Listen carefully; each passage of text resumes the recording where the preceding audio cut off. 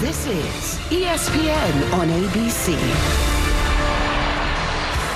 It's the dawn of a new college football season, and here in Atlanta, fans of the Clemson Tigers and Georgia Bulldogs could not be more eager and excited to get this 2024 campaign underway.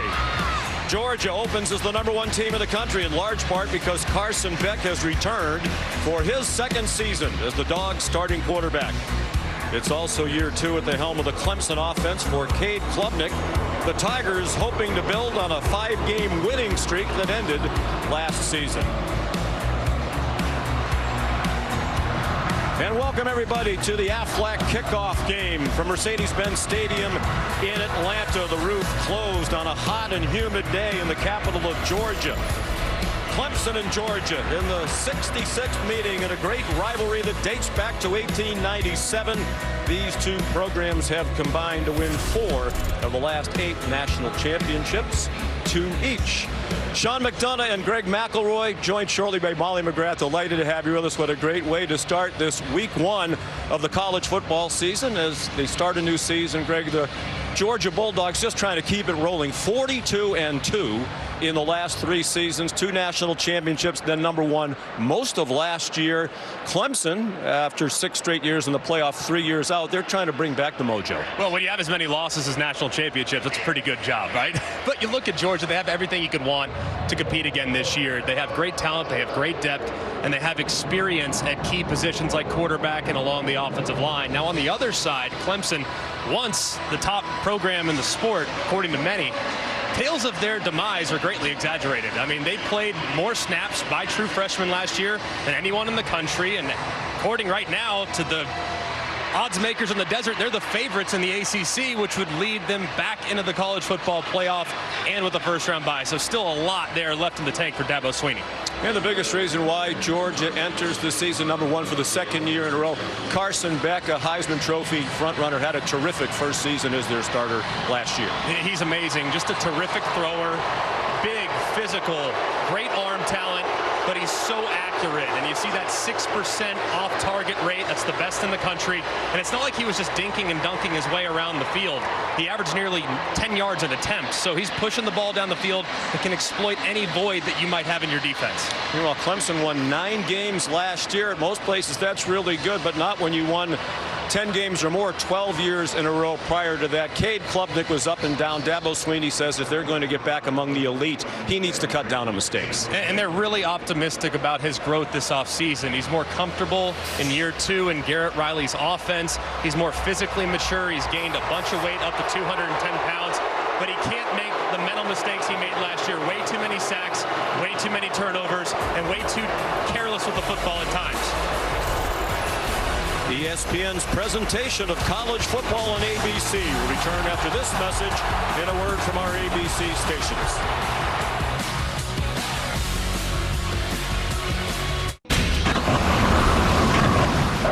You're watching Modelo Kickoff Week.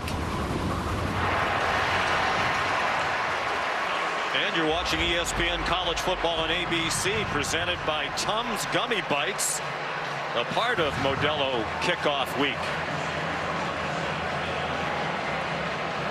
Clemson won the toss and elected to receive the opening kickoff.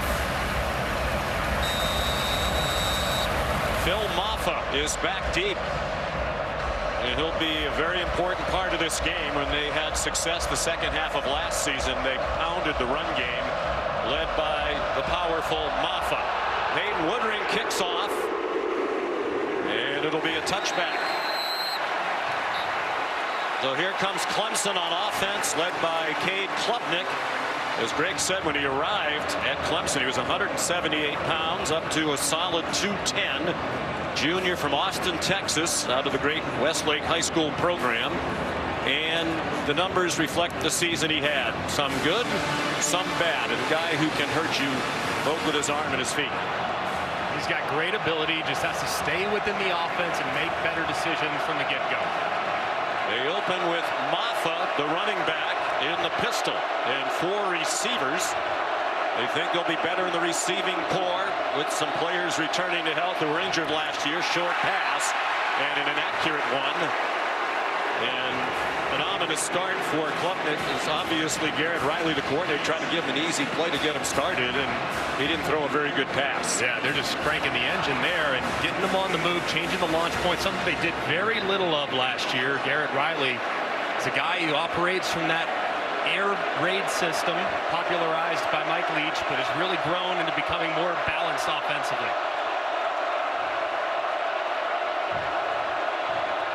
They fake to Maffa. There's a flag down. Jake Brenningstool at 50 catches last year powered his way to the 32, a pickup of 7 if it stands. Dan Jackson made the tackle in his 6th year in the Georgia program. Mike Roach is the referee. It's an ACC officiating crew. Illegal motion. Offense number 8 moving forward at the snap. 5-yard penalty.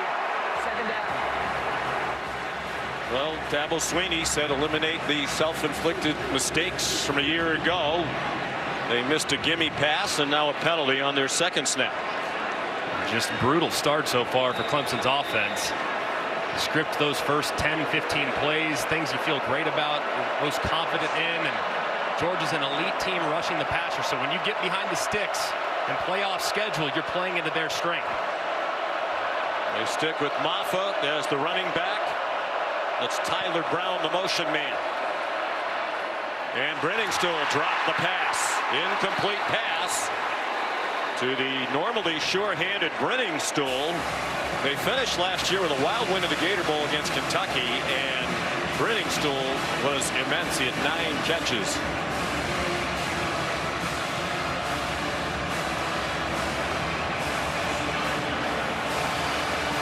Third down and 15.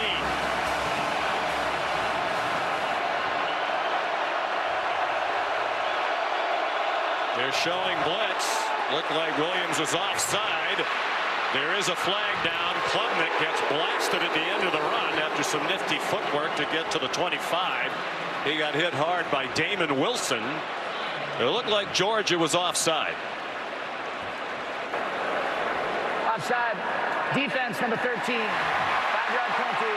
3rd down. Michael Williams, one of the many talented players on the dog D. And it looks like Clemson went with a bit of a hard count.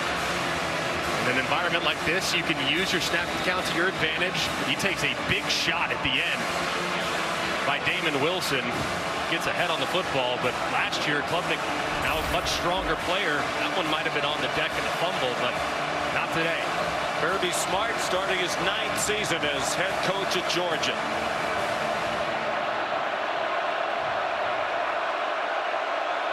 On 3rd and 10. The check down to Maffa, and a good tackle in the open field by K.J. Bolden, a true freshman, thrust into action because they're starting the game without Jonel Aguero, ordinarily their star or nickel, but he pulled a muscle earlier in the week.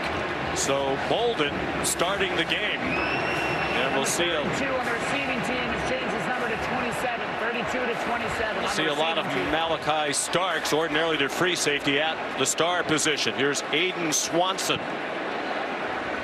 in his 6th year in the Clemson program. 24-year-old from Tampa. Goes up, spiral line drive punt. Returned by Anthony Evans. Out to the 32-yard line. Here's Molly McGrath on the sideline. Well, Sean, after Georgia's loss in the SEC championship game, quarterback Carson Beck decided on this very field that he would return for a 5th and final season. He told us he was so devastated by that loss, he didn't speak to anyone for 3 days straight, and then he sat down and wrote out his goals for this season. Number 1 being win the national championship. Number 2, he admitted, win the Heisman. Number 3, be a first-round draft pick. He wrote this, posted it next to his front door, saying, every time I walk out into the world, I want to know what I'm chasing, and that chase starts here today, guys. All of those goals very achievable for the 5th-year senior from Jacksonville. 6'4", 220-pounder. Off a magnificent first year as the starter last year. Flips it ahead to Arian Smith. The fastest man on their team. You asked Mike Bobo, the coordinator, last night, who do you want to get going early? And he said Arian Smith.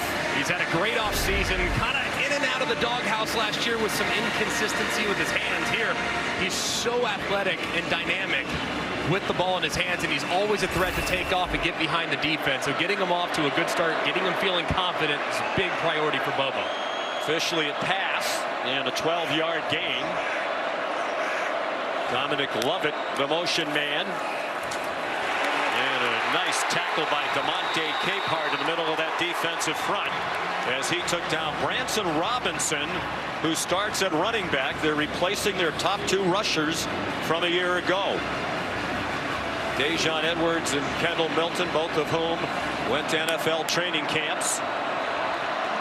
They're without Trevor Etienne, the transfer from Florida, who's likely to be their featured back. He is not playing today, suspended for a violation of university policy. He is dressed. Beck sends it out wide. Arian Smith again, and another good tackle. This one by Jaden Lucas, the cornerback. Great tackle there by Jaden Lucas. Missed a little time in fall camp, and this is something we didn't see often from Georgia last year, is getting behind the sticks. They were one of the best teams in the country on first and second down to avoid third and longs, but here they are, first third down of the season. Wes Goodwin, the defensive coordinator for Clemson. Georgia was best in the country on third down last year at 55%. In large part because, as Greg said, they were so good on first and second down. They didn't face many third and 10s.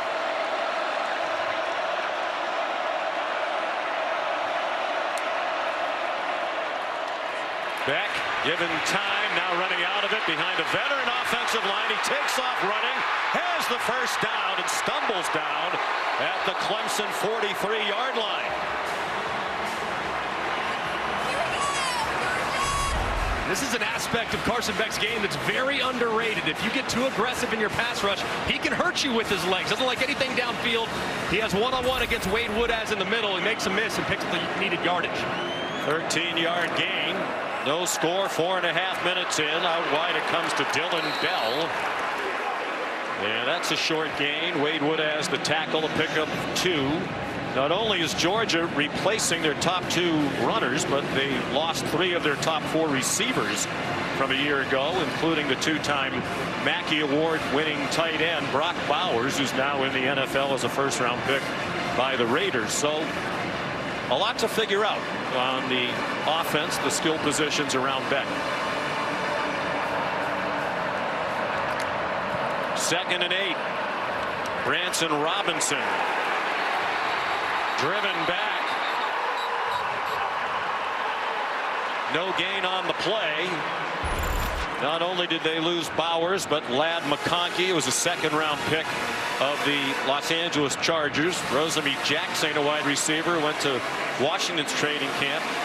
Ra Thomas dismissed from the program.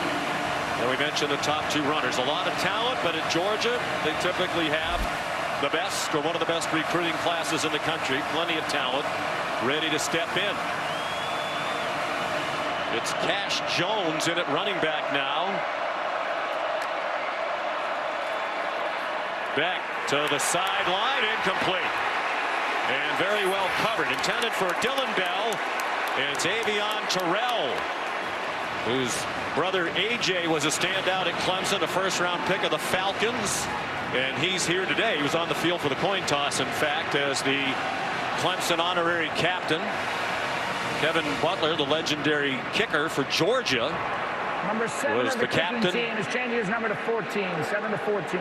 For the Bulldogs, 40 years after he kicked a last-second field goal to beat Clemson from 60 yards away. Brett Thorson is the punter. And a beauty. It'll be downed inside the 5 by Arian Smith. Each team has had it once. No score. You're watching ESPN College Football on ABC, presented by Tums Gummy Bites, a part of Modelo Kickoff Week.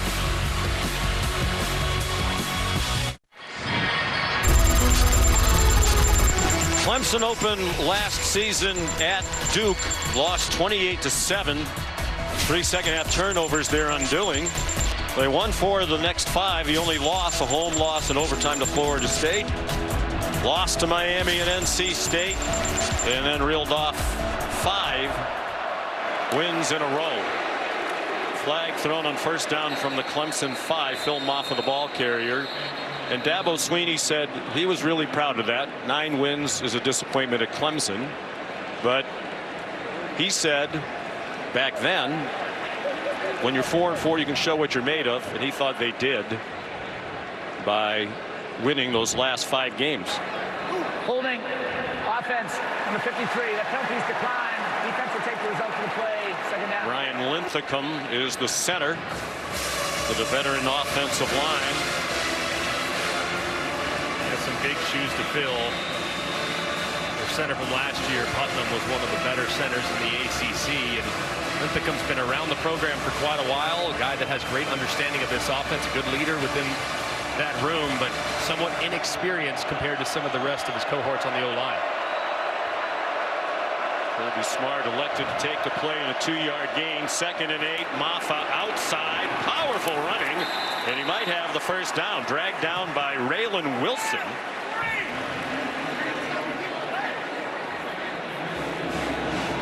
We did not often see Phil Maffa running outside the tackles last year. Really makes his hay keeping his shoulders square, even with the line of scrimmage. He's a one-cut running back, but he's so tough to bring down once he gets a full head of steam. And that time they get him on the edge and he finds some momentum. Well, they won their last 5, as we just chronicled. Over the last 6 games, he averaged more than 20 touches per game. They just went to the ground game and did a lot of this on 3rd and inches. A first down for Maffa, grad student from Loganville, Georgia. Well, there are the numbers. First 7 games, he averaged just 8 yards per carry, splitting time with Will Shipley, who's now in the NFL as a 4th-round draft pick of Philadelphia. Shipley hurt. Maffa got a lot more of the ball carrying and took advantage of it, including 36 carries, a school record, for 186 yards in that win against Notre Dame that started the winning streak.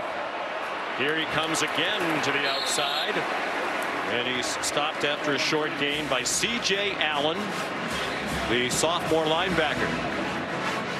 That's twice now that Maffa's been pitched to the outside, getting outside the tackles. This has been a bit of a vulnerability for Georgia's defense last season. They're still good against the run, but at one point between 19 and 22, those seasons, they averaged giving up just 76 rushing yards a game. Last year was 113 rushing yards a game. So they've not been as good on the edges of the defense last season, trying to improve it this year. After a gain of 3, 2nd and 7. Cade Klubnik will throw it away. Looking everywhere, but couldn't find anybody open. And I think they'd actually like to see more of that, rather than force it in someplace and commit a turnover or take a sack. Adam Randall being chastised by Coach Swinney. Warren Brinson is the injured Georgia Bulldog, starting defensive lineman for Kirby Smart.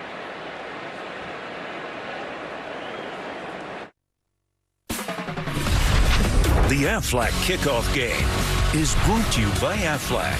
Get help with expenses health insurance doesn't cover. And Tums Gummy Bites. Get fast relief of occasional heartburn. Use as directed. Sean McDonough, Greg McElroy, Molly McGrath, our terrific crew, delighted to be back together for the start of another college football season. A great way to get it going in the Aflac kickoff game. Clemson and Georgia memorably opened the season head-to-head in 2021. In a rock fight in Charlotte, a 10-3 Georgia win on their way to a national championship. 3rd down and 7. Warren Brinson has come off the field. Diving catch made, and a good one, but short of the first down.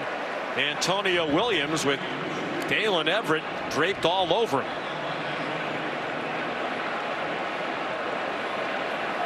It's 4th down. The offense is on the field, and now it's not. Dabo Swinney hesitated for a moment, but is not going to go for a 4th and 1. 9 minutes in from his own 26-yard line. And a good decision. Not a team that really went for it a lot last year. Just 24% of their fourth down decisions did they go. That was about 64th. So smart here, conservative play. Defense has played well so far. So Aiden Swanson to punt again. Averaged 43.7 last year, 5th best in a season in Georgia history. And that one is a fair catch by Anthony Evans. 42-yard punt. Week 1 continues. What a lineup throughout this packed Labor Day weekend on ABC and ESPN. 3:30 today on ABC. Miami and Florida. Tonight, 7:30 on ABC. Notre Dame against Texas A&M. Sunday, USC and LSU. From the Modelo Vegas Kickoff Classic, and Monday night Boston College is at Florida State in the Capital One Labor Day kickoff. The Noles had to bounce back after their loss in Dublin last weekend to Georgia Tech. Boston College beginning a new era under a great coach in Bill O'Brien. 5.5 minutes to go here in the first quarter. Branson Robinson, the ball carrier, missed all of last season with an ACL injury. R.J. Mickens made the stop. So far, Clemson very aggressive in the back end defensively. Mickens that time, when the ball was snapped, he was 6, 7, 8, 9 yards downfield, coming up in run support immediately. So if they continue to see those safeties getting down near the box, you can anticipate a play action, throw it over their head from Carson Beck and Mike Bobo, the OC. Robinson remains the running back. The pass out wide, and another good open field tackle by a Clemson defender. Dominic Lovett taken down by R.J. Mickens, graduate student, playing in his 48th career game. That's most of any player on this Clemson team. A nice tackle in the open field, and that's one thing you'll notice about Clemson. At the second and third level, they are great tackling in space. That time they do, instead of allowing a catch and run against the shifty wide receiver. Neither team can get much going on offense so far.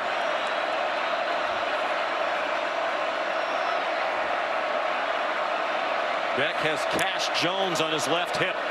They had a 3-receiver bunch to the right, and another good tackle to prevent a first down. Dylan Bell stopped by T.J. Parker.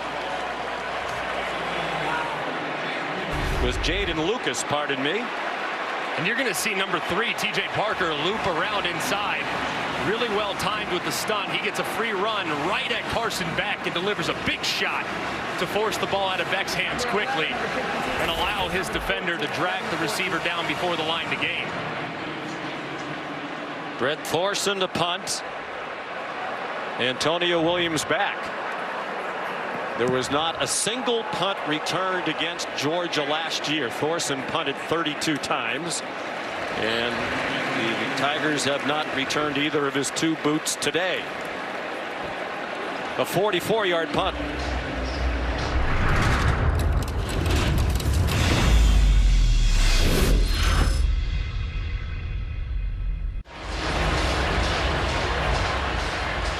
Look at the Taco Bell Live Más student section for Clemson. All season long, student sections around the country competing to be the Taco Bell Live Más student section of the year. Download the Taco Bell app to learn more. There's an easy drive from the Clemson campus down here to Atlanta, a little over 2 hours. And Athens even closer. Play fake by Cade Klubnik. They have 23 yards of offense so far. Deep throw and a catch. A beautiful catch by Antonio Williams on a beautifully thrown ball by Cade Klubnik. What a throw by Cade Klubnik. A good win against the top cover corner of Georgia, Dalen Everett. If I'm Clemson, I'm hustling so they don't take a look at it. 36-yard gain to the 49-yard line. Moving on the field is a completed catch for a first down. That play is under further review. By Remus Kozika in the replay booth, along with Patrick McInerney. Just perfect ball placement over the top by Cade Klubnik. As Williams is going to the ground, I think that's a catch. Looks like he has control. Is that foot down? As soon as he gains control, looks like that right foot down, that right knee is down. And remember, it's called a completion on the field. has to be indisputable video evidence beyond all doubt to overturn. Did the nose of the football hit as he's going to the ground? Let's take a look here. And it looks like it does, but does he have control? It's really difficult to tell. Well, let's bring in our rules expert. We're delighted. Well, we'll let Michael Roach have his say. After further review, the ruling on the field stands. The first out for Clemson. I think we all agree. Matt, what say you, my friend? I agree also. What the replay official looks for in a play like this is, did the ball separate from the receiver's hand? In this case, I don't think it did. Yes, it hit the ground, but I think he still had control. I think it's a good stance. And remember, if they had indisputable video evidence to confirm, they would say the play was confirmed. So just not enough to overturn there, and a heck of a throw and catch. 36-yard play. Williams injury plagued last year, got in only 5 games. Dabo Swinney says we are better around Klubnik this year, in part because Williams is back. Jay Haynes in at running back, freshman from Alabama, limited playing time last year. Reference it, Sean. I mean, Klubnik certainly had his struggles last year. There was a learning curve as Jay Haynes comes off a lot of speed. He'll be there to kind of be their speed big play back. But you can't play quarterback by yourself. And I think the receivers being in and out of the lineup was really challenging for the young man last year. Now with a really healthy group, they should be solid. Phil Maffa back in at running back. Play fake to him. And in the flat, it's Brenningstool, the tight end, driven back immediately by Smile Munden, veteran senior linebacker. Their leading tackler 2 years ago and second on the team last year behind Tyke Smith. They have 7 returning starters on defense, but they did lose 3 secondary members to the NFL draft. Terrific players in Javon Bullard, Kamari Lassiter, and Tyke Smith. 3rd down and 9. Clemson's 1 for 3 on 3rd down. Play fake, Klubnik on target. Antonio Williams has a 1st down. There is a flag down far side of the field along the line of scrimmage. And they're bringing the ball back. Illegal formation on the offense. More than 4 players in the backfield. 5-yard penalty. 4th down. Dabo Swinney furious, and that's another big-time avoidable mental mistake up at the top of the screen. It doesn't look like he's on the line of scrimmage. See Brenningstool's off, Stellato in the slot off, but doesn't look like Adam Randall ever got all the way up the line, which is a massive mistake after the conversion. Wipes out a 1st down. Now they're facing 3rd and 14.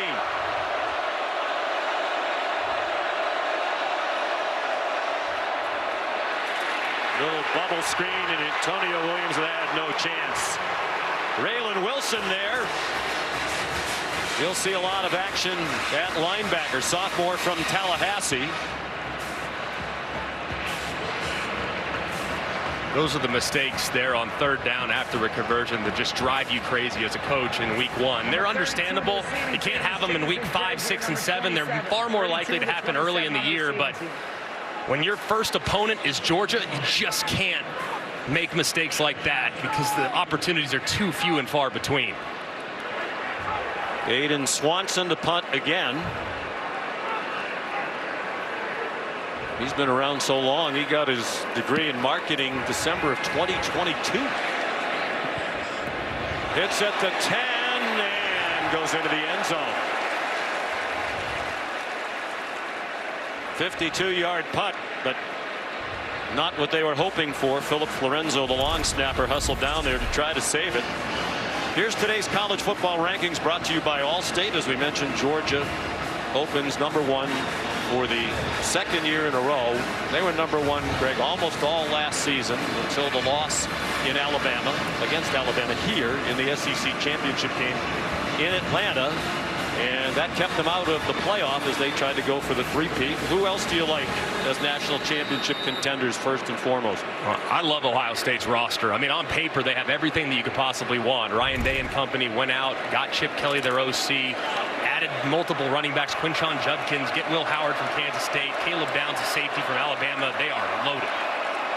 Final seconds of the opening quarter, and it is reminiscent of that 2021 opener between these two. Beck's now 6 out of 7. They've all been short gainers. Some run after the catch there for a 9-yard gain for Branson Robinson. Run down by big Trey Williams. That's the end of the first quarter. At 315 pounds. Defense ruling the day. ESPN's presentation of college football on ABC will return after this message and a word from our ABC stations. Hi, I'm Urban Meyer. Over a 38-year career, I saw so many young people make decisions that impacted their life on and off the field. That became a big part of our leadership training. The E plus R equals O became the foundation. E is the events in your life. You can't control them. R is how you respond, and that leads to the outcome that you desire. And when you're forced with that decision where you've had too much to drink, how you respond to that event is going to either lead to I get arrested, and God forbid you could hurt others. Nothing more important than not getting behind the wheel, being impaired. ComoNews.com. New information all day long.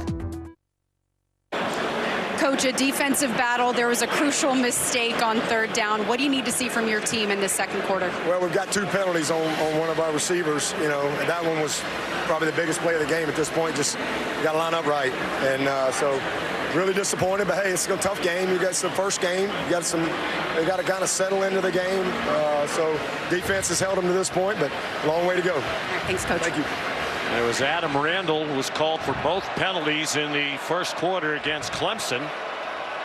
And he had some spirited conversation, actually more of a monologue from Coach Sweeting. Nate Frazier in at running back, highly touted freshman. His first carry as a collegian for 3 yards. He's out of Compton, California, Southern California powerhouse modern day. And he can move for a big guy at 210. Yeah, he can fly. 10-5 in the 100, and you talk to those around the program. When you're already drawing some comparisons to DeAndre Swift, I'd say your career's off to a pretty good start. Very versatile piece that should have a big impact this season. And Trevor Etienne not playing today after an off-season arrest. Carson Beck on 1st down, out to the perimeter, and quickly closing was Jaden Lucas on Dylan Bell. Here's Molly. Well, Sean, when we asked Kirby Smart if this would be a 1-game suspension for Trevor Etienne, he said not necessarily. So the length of this suspension is still unclear. But one thing is clear, this team believes in Etienne. I'm told he took accountability with his teammates. Coaches say he is the unquestionable leader, the #1 back for the Bulldogs. And on the sidelines, he's been very active, coaching up their young running backs and even speaking with their offensive line during this game. And the coaches did tell us he will be their #1 running back when he becomes active. Dominic Lovett down the sideline and shoved out of bounds by Wade Woodaz at the 48 of Clemson. A 15-yard pickup to Lovett. And just a great job. Clemson has been selling out against the run, so just go with a bit of an extended handoff. It's no different really than a triple option. You see guys disappear inside. Hey, boom, that's your pitch man right out in front. Instead, it's a forward pass. Lovett with plenty of speed out in the open space picks up a nice gain.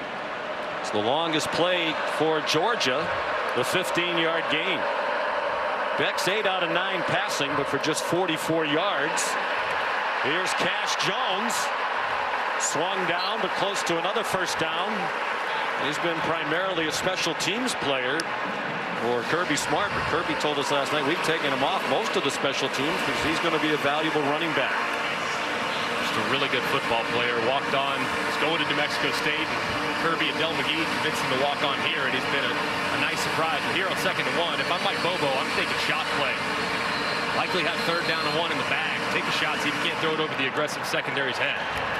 Clemson has called a timeout for the first time today. The Tiger defense on its heels. No score. We're early in the 2nd quarter in Atlanta.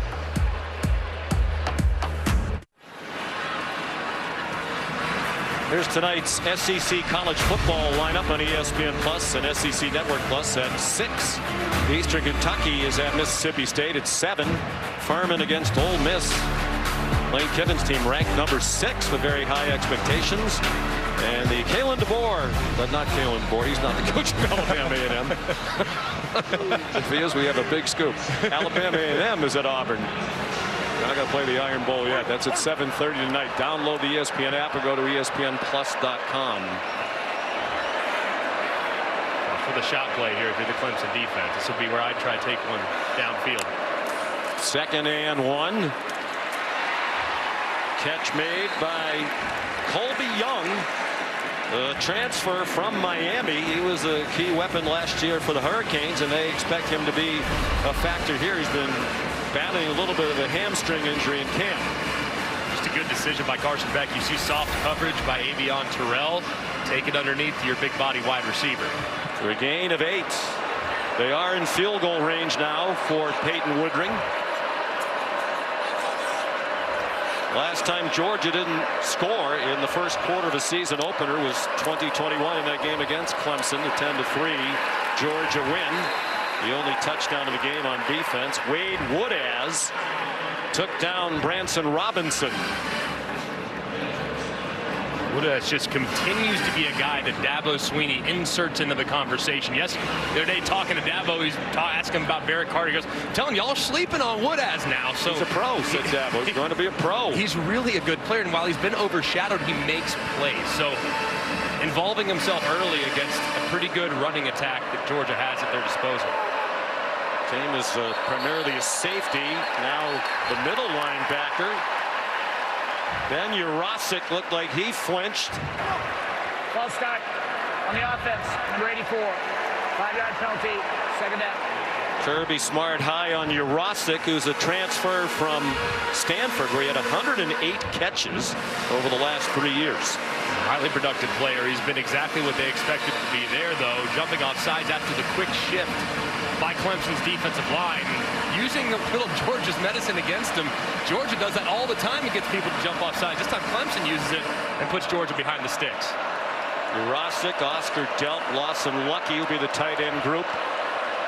Trying to fill the void with the departure of the great Brock Bowers. On target, it's Dylan Bell breaking 1 tackle. He has a first down inside the 15-yard line. Kylan Griffin prevented a touchdown. It's good for 23. And this is well covered by Terrell, but the timing that Carson Beck releases this ball with is impossible to defend. That ball's out of his hand before Bell makes his in-breaking cut, and he's so strong after the catch. Bell, they moved him to running back last year because he's so good with the ball in his hands, and that time showing it off and getting him inside the red zone. Branson Robinson, the running back now, and 1st and 10 from the 14. Fake to Robinson, and the slant is too high. Looking for Colby Young with Avion Terrell, the sophomore in coverage. He's a little shorter than coaches would typically like. Terrell's 5'11", but Glenn Schumann, Wes Goodwin, the defense coordinator, was telling us he has tremendous ball skills. Very, very scrappy, and he got in there a little bit early. You see that left arm grabbing Colby Young as he tried to go up and get that ball high in the air, and might have gotten away with one there if you're Clemson. Beck had completed 8 in a row. They're inside the 10-yard line now. That's Lawson Lucky, part of that tight end group, and Terrell made the tackle.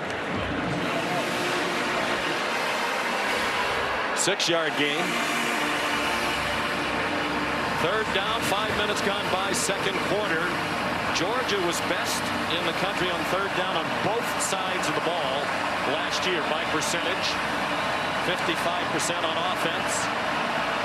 Clemson really struggled with red zone defense. Dabo Swinney said that's an area that needs to be much better this year. They're showing blitz. Beck in trouble and sacked. Peter Woods, the sophomore from Alabama, the Birmingham area, freshman All-American last season. And they get some twists up here, and you'll see Woods just fill in as there's some disruption caused up front. Beck doesn't like anything initially. Woods slides up inside, working against Monroe Freeling, the sophomore, and drags Beck down to force the field goal. Excellent and relentless pursuit there by Woods. Here's Peyton Woodring, the sophomore, with a terrific freshman year. Made 21 out of 25. This is a 30-yard attempt. Carson Beck is the holder. You don't often these days see the starting quarterback doing the holding, but he continues to do that this year. And finally a score. Georgia first on the board, but the Clemson people happy about the field goal.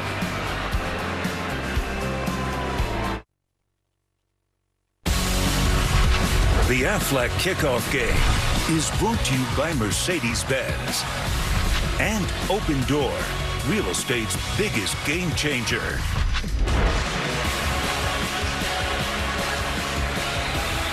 Back inside Mercedes-Benz Stadium, capacity crowd more than 71,000 in the spectacular home of the Atlanta Falcons.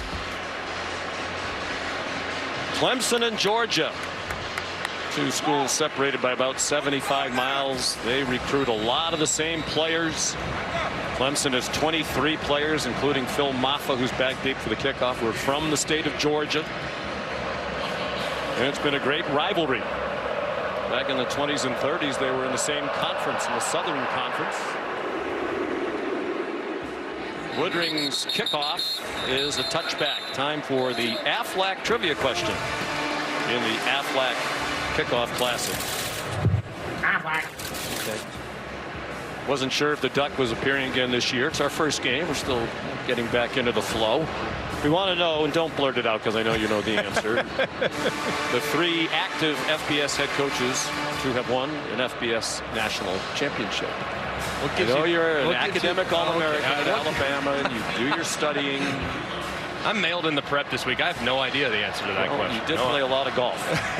That's okay. So Clemson, hampered by a couple of key offensive penalties, still scoreless. The toss to Maffa, and that Georgia defense ready for him after a 2-yard gain. He's down. Well, it is amazing, right, that there are only 3 active coaches who have won the national championship at this level. Of course, Nick Saban now doing a great job with us on game day. Jimbo Fisher is not coaching after leaving Texas A&M. I think Scott Johnson, our driver, is trying to help the people who may be Just a little time. Relatively new to college football. A couple of shots of coaches here. The fake to Maffa, and then they throw it to him, and there's an example of a decision that I think the coaches for Clemson wish was different from Klubnik. All right, you want to blurt out the answer now? These two, Kirby Smart and Dabo Swinney, and Matt Brown is the other. Of course, he wanted at Texas. He's now at North Carolina. That's the answer to our Aflac trivia question. And of course, Kirby Smart and Dabo Swinney have each won 2 national titles. The fewest to start a season, fewest national championship winning head coaches active to start a season since 1942. You are correct, sir. Way to, next add level. on to it, enhance it, move the conversation forward. You were paying attention at our seminar in Bristol. 3-0 Georgia. We're midway through the second quarter.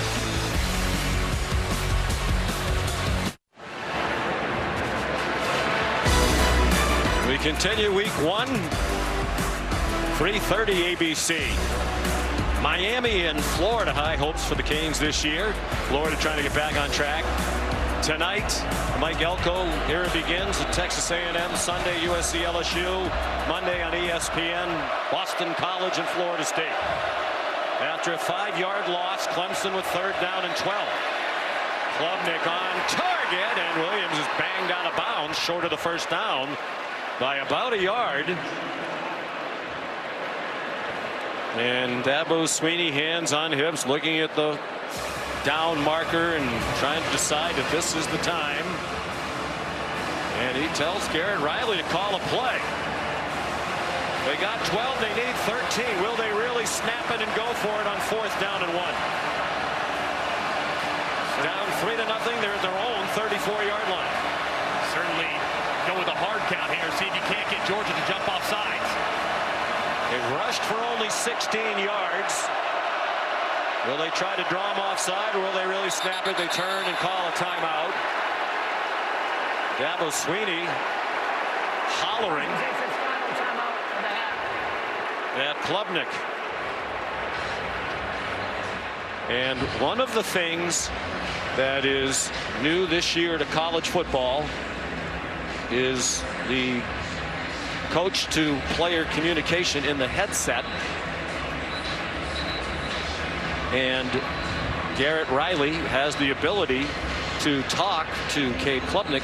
So you would think, Dabo's upset, but you would think they told Klubnik what he needed to know, what they wanted him to do in that situation. Yeah, I think it took them a little while to decide, all right, hey, let's at least try it. I think they tried to get their hard count operation to get out there and see if you can't get Georgia to jump off sides. It worked in success a little earlier when Michael Williams jumped into the neutral zone. So they tried it, but they just didn't give it enough of a sell. They didn't give it enough time at the line of scrimmage to really make Georgia think about it.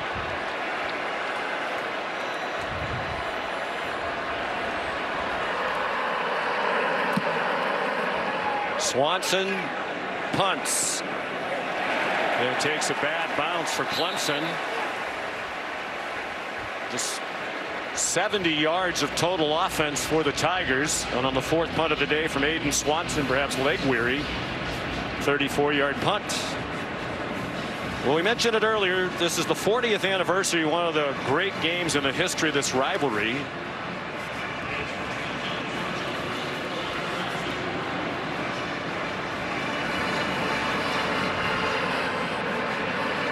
We'll tell you more about it after this snap from the 32-yard line. Carson Beck going to go under center with Branson Robinson, the lone running back.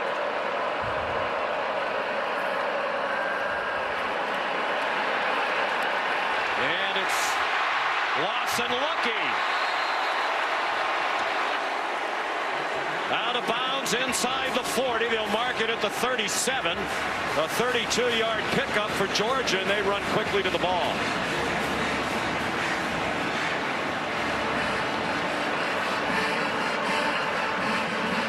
Six minutes to go in the half. 3-0 Georgia.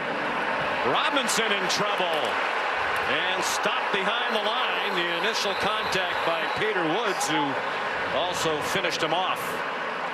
They're going to mark it at the 42 for a loss of 5. Clemson is out of timeouts. Georgia has all 3. Great play there by Peter Woods. Played defensive tackle pretty much all of last year. Now sliding to the outside. And you wonder, can a guy at 315, 320 pounds play on the edge? Well, he did so right there with great quickness. So he's a handful in the run game, but he's showing some twitch in the pass game as well. Nate Frazier, the true freshman in his first game, in at running back for the Dogs.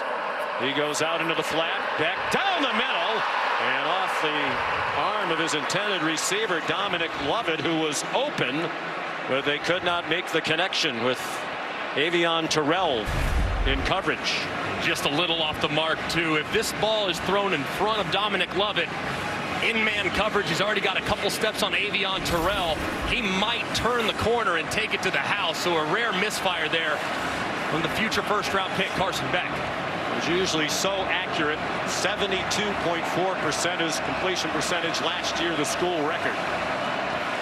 They're 1 out of 4 on third down. They're not in field goal range. Here's Cash Jones, tripped up shy of the 35. R.J. Mickens, the tackle. We asked Kirby Smart yesterday what would be the extent of Woodring's range. He said the 35-yard line. This is the 37, but they are going to apparently try a long one. It would be a career long. Number 54 changes number 85. 54 to 85. Be a 55-yarder. His long last year was 48. He missed his only try last season from beyond 50. Beck is the holder. And that one is good. Kirby might want to rethink the 35-yard line based on that one. That was good with plenty of room to spare. Perfect snap, perfect hold, and it flirted with that left upright the whole way, and just ever so slightly, like your drive does inside the left edge of the fairway, it cuts right back to the middle, and it squeaks inside for a really nice kick there from Woodring. Well, they've had a lot of terrific kickers in Athens over the years, including Kevin Butler. Let's flash back to 1984 in the voice of the legendary Larry Munson. We're holding it on our own 49.5. Going to try to kick it 60 yards plus a foot and a half. And Butler kicked a long one. A long one. Oh, my God. Oh, my God.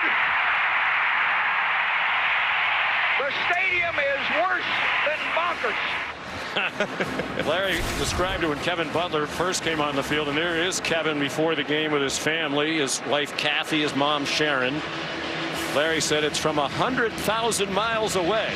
It's a 60-yard. Think of that, 40 years ago, Kevin Butler made it. It's still the longest field goal in Georgia history, and until last year, it was the longest in SEC history. He became a legend that day. Kevin tells the story. On Monday, he went to class. He got a standing ovation when he walked in, and his mom, Sharon, said, "Were they cheering because you made the kick or because you actually went to class?" I think he would have been allowed one absence there on that Monday. But Kevin, his son Drew, getting to know him through you. I mean, such a great family. Just a phenomenal family, and one that is still held in just such high regard amongst the Georgia faithful. He's a legend, part of their broadcast team now. Kevin, the honorary captain today. Their son, Drew, great punter at Georgia, won the Ray Guy Award and kicked in the National Football League. As Kevin went on to a long NFL career for many years, was the all-time leading scorer in Chicago Bears history. He was the first place kicker inducted into the College Football Hall of Fame. Maffa powers ahead. They've been trying to get him going. Prior to that, it was 5 carries for 17 yards. That one is 7 yards and his longest of the game. And this is what Clemson's going to have to do if they're going to get into the playoff. They're going to win and contend for national championships. They have to be able to run the football. There's an experienced offensive line, new offensive line coach Matt Luke. They expect this group to be more physical than they've been in the past. And so far, they just haven't been able to get enough push against a really stout Georgia front. And Matt Luke's going to have to work on it at halftime. Klubnik throwing it deep, looking for Cole Turner. Didn't see the ball coming. And K.J. Bolden, the true freshman, playing more than anticipated with the absence of Jonel Aguero. Almost had a chance for his first career interception. Man, Cole Turner had a step. I see exactly what Cade Klubnik was looking at. I mean, Cole Turner is behind the defender, Julian Humphrey, and it got a chance to hold the red line and throw it 50, 60 yards downfield for a potential touchdown, but Turner gave up on it and never really tracked the football. Turner played in only 2 games last year. He's the fastest player on the offense. Another reason why they think they'll be better on offense. They haven't been better today. Randall's the target, and it's broken up by Julian Humphrey. Flag down at the end of the play.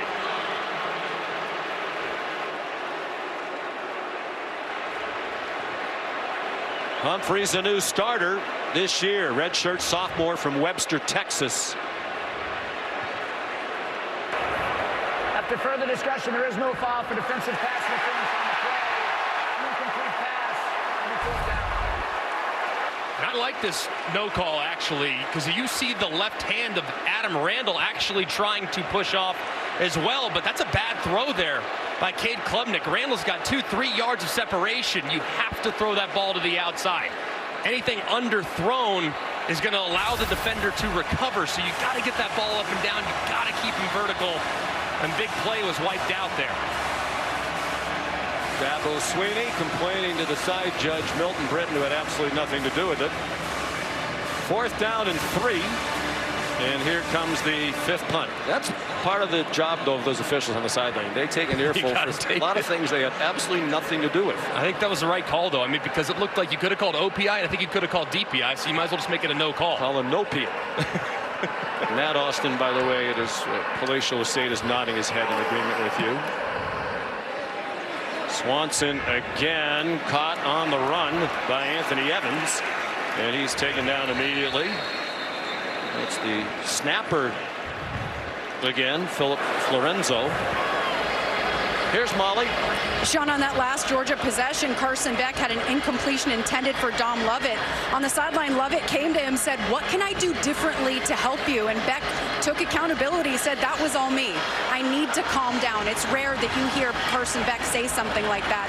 And he told us without the safety blankets of Brock Bowers and Ladd McConkey, Lovett is the guy that he trusts the most because of interactions like that. They're always collaborating together to get better, guys. And holding themselves to a high standard as usual, because that was one of only 3 incompletions, but it was a big miss. 3:13 to go in the half. All 3 timeouts left for the Dogs. Here's Nate Frazier for a pickup of 4. So far, Clemson's done a pretty good job against the run, giving up just 1.7 yards per carry here in the first nearly 2 quarters. In his 3rd year as the defensive coordinator. Been very aggressive, though, at the back end. And have to continue to keep tight coverage, and man, if they're going to contribute those safeties to the run game. There will be a 2-minute timeout. That's new in college football this year. Nice run for first down by the freshman Frazier. They're going to mark it at the 42. And a couple pullers on the backside here. When you look at Frazier, right behind him, just cuts. Big number 8, Trey Williams, couldn't find the running back. He cuts right behind him for a nice gain. Pretty nifty vision. There's a flag down for an offside, probably a free play, and Beck let it fly in the direction of Arian Smith. A hard man to overthrow, but he did. And Clemson was offside. Offside. Defense number 55 in the neutral zone at the snap. 5-yard penalty, it'll be first down. It's the 2-minute timeout. Peyton Page offside. And no question about it. Pitcher's duel here in Atlanta. 6-0 Dogs. 2 minutes to go. You're watching the Aflac kickoff game, first half.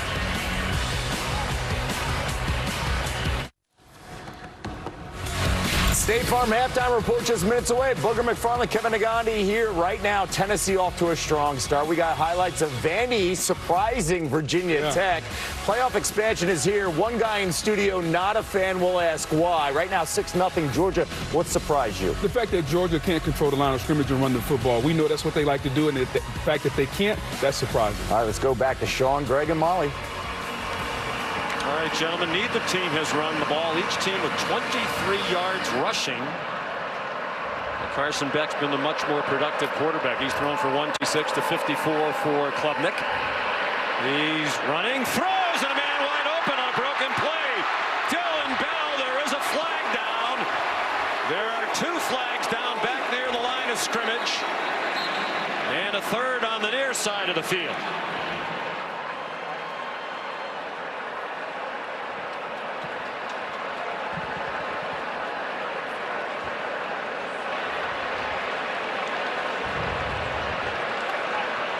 Was a 37-yard play, but they're bringing it back. Pass interference, offense number 11. 15-yard penalty, first down. Arian Smith. So both teams with some key penalties on offense by wide receivers.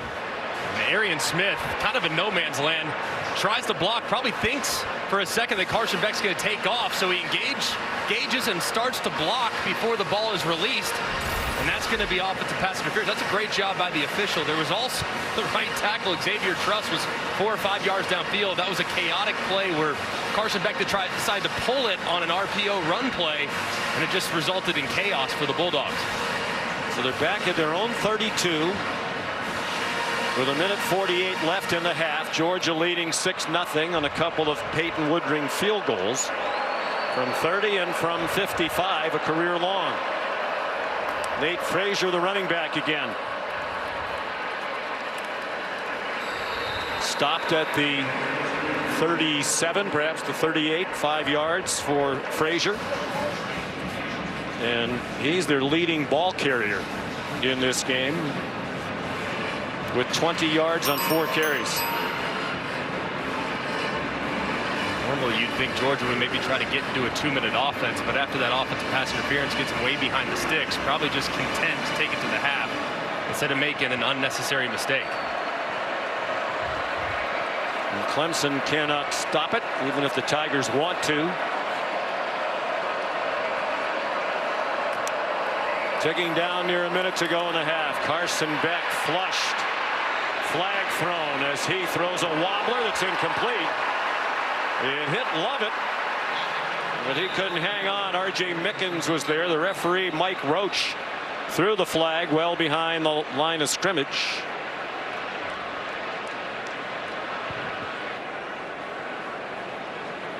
I can read the lips of my fellow New Englander. It's a holding call. Holding. Offense number 73. Penalties decline. Defense will take the result of the play. 3rd down. Xavier Truss, one of the 4 starters, back on the offensive line from last year. And it's so difficult on the tackles. You're engaged with a great edge rusher in TJ Parker. Your quarterback leaves the pocket, and you just have that hand that holds on just a little bit too long to the outside. Nearly a big play there because that ball was almost intercepted too. Carson Beck throwing it back across his body. Not wise there by the veteran. 4 penalties for 35 yards for Georgia, all of them on the offense. Branson Robinson. Now will Georgia try to run another play? Well, they'll have to punt. The clocks are about 9 seconds apart.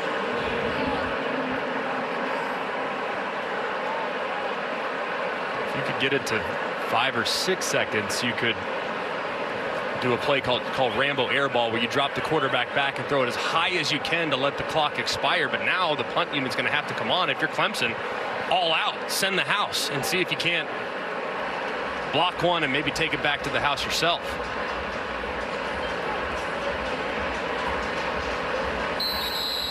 You wonder, is there ever going to be an offensive touchdown when these 2 teams play? Last time in 2021 in the opener, it was a 10-3 Georgia win on a Chris Smith pick 6. It'll be 30-second timeout. Please just set the game clock to 11 seconds. 10-3 Georgia win. So 11 seconds to go. We begin this season with heavy hearts on our crew. Our great friend Rogers Redding passed away back in April at the age of 81. Longtime national coordinator of officials, a leading voice in rules interpretation on a field, official for more than 3 decades and 3 national championship games. Just a wonderful guy. Survived by his wife Shirley, 4 children, 10 grandchildren, and our condolences to the Redding family and to Rogers' many friends.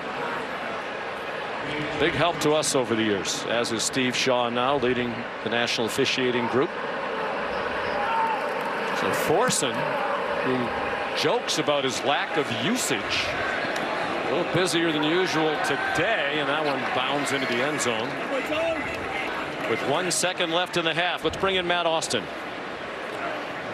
Yeah, Sean, thanks. I just want to say, on a personal note about Rogers Redding, he was a mentor to me, a great official, great supervisor for the SEC, worked for him, really allowed my career to take off, and I don't think I'd be sitting in this seat today without the influence that he had over my career. He also was the secretary rules editor of the rule book, so basically he wrote the rules for NCAA football for several years and did a fantastic job. So it's a big loss for officiating. Thank you, Matt. So Klubnik will take a knee. Despite only 77 yards of offense, Clemson very much in the game. Georgia will receive the second half kickoff, and they'll receive it with a 6-0 lead. They had just 160 yards of offense, 126 of those through the air on 15 out of 19 for Carson Beck. Here's Molly. Should have told me that during that drive. Coach, what do you think of your team's offensive performance in the first half? Well, they got a really good defense, and we're struggling to run the ball. I think we got to hit a couple open guys. We thought a couple times on play actions we had shots where we didn't hit them, but we've done a good job trying to keep them off balance. I think the biggest thing is coming out in the second half, being who are we getting the ball to start. And look, I got a lot of respect for this defense. I got a lot of respect for our defense. What do you like about what your defense has been able to do? Just 2 first downs for Clemson. They're scoreless. What did you like? They hit a shot play on us, and we rebounded from it, and that's usually a good sign about your resiliency. Thank you, Coach. Thank you. Sean. We'll send you to the studio for the State Farm halftime report after this message and a word from our ABC stations.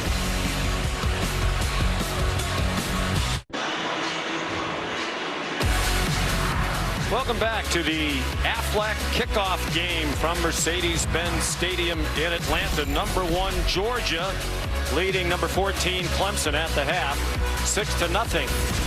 Sean McDonough and Greg McElroy. It has to be a very disappointing first half for Dabo Swinney, the offensive coaching staff. They were expecting a lot more than this. What do they need to do to get some offense? Well, right now, George is basically saying you're not running it on us. That's the only way we think you can beat us.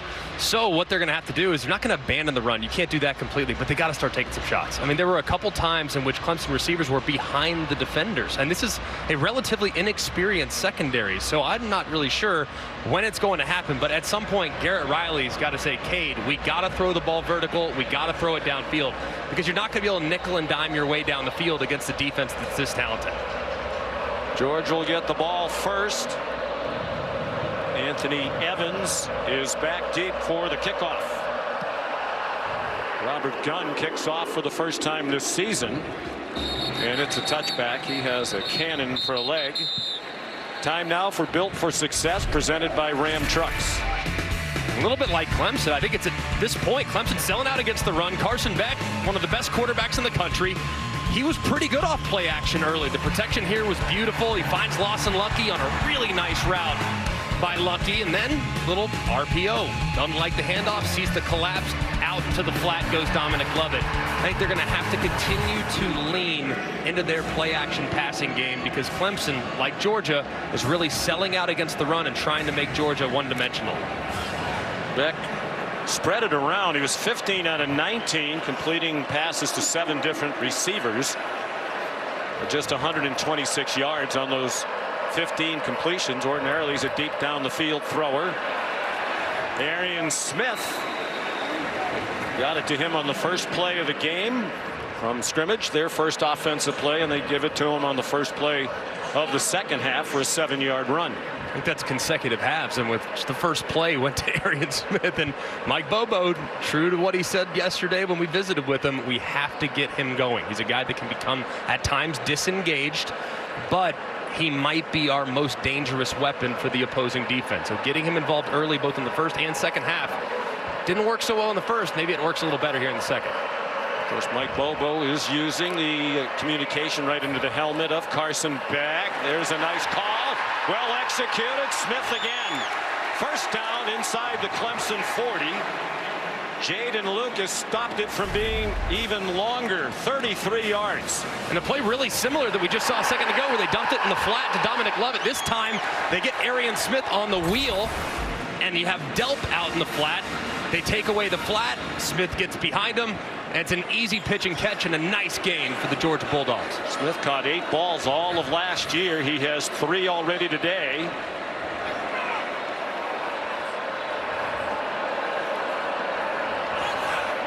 Long count by Beck. Going for the end zone. Incomplete. A lot of hand fighting, and they'll let it go without a flag. Dominic Lovett and R.J. Mickens.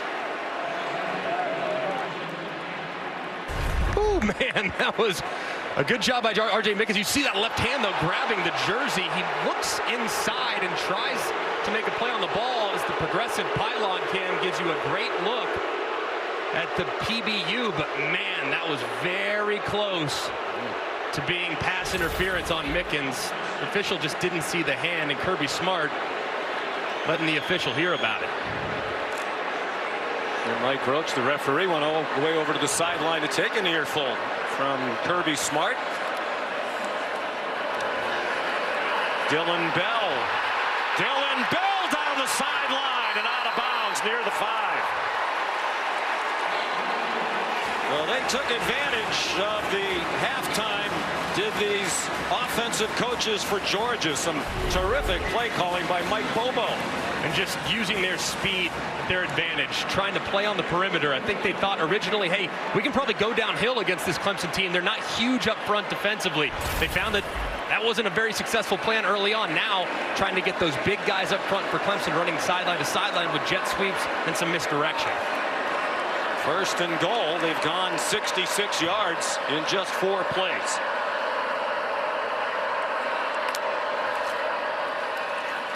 Nate Frazier stacked up after a 2-yard gain. 68 yards on this drive. They had 160 yards of offense total in the first half.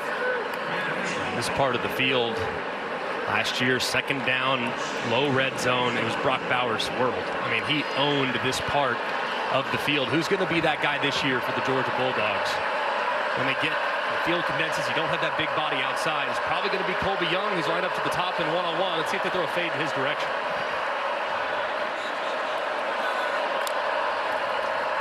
They do. And it is caught for a touchdown. He beat Jaden Lucas in coverage.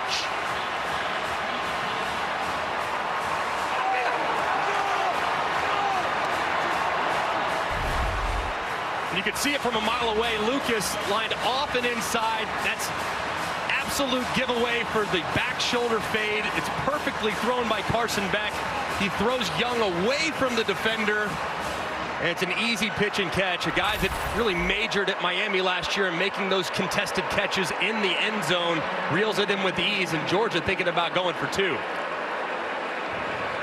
Young from Binghamton, New York, caught 5 touchdowns for the Miami Hurricanes last year. They're going for 2. Go for Dose, brought to you by Dos Equis. Beck with a flag to stop the play.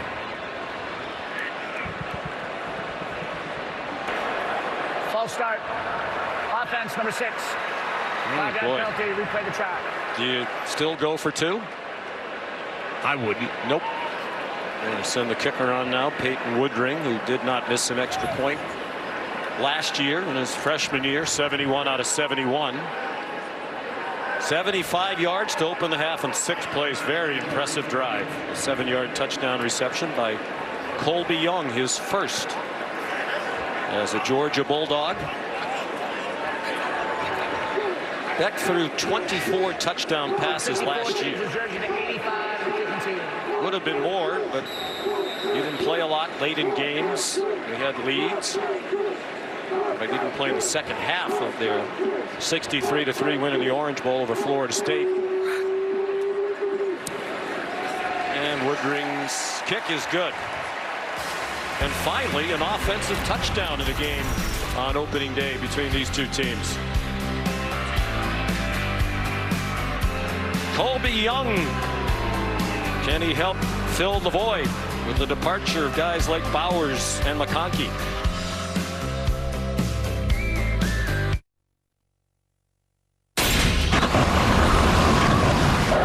You're watching Modelo Kickoff Week. And you're watching ESPN College Football on ABC, presented by Tums Gummy Bites, a part of Modelo Kickoff Week. Interesting combination there. Beer and gummies. There is a touchback off the foot of Woodring. Here's Molly.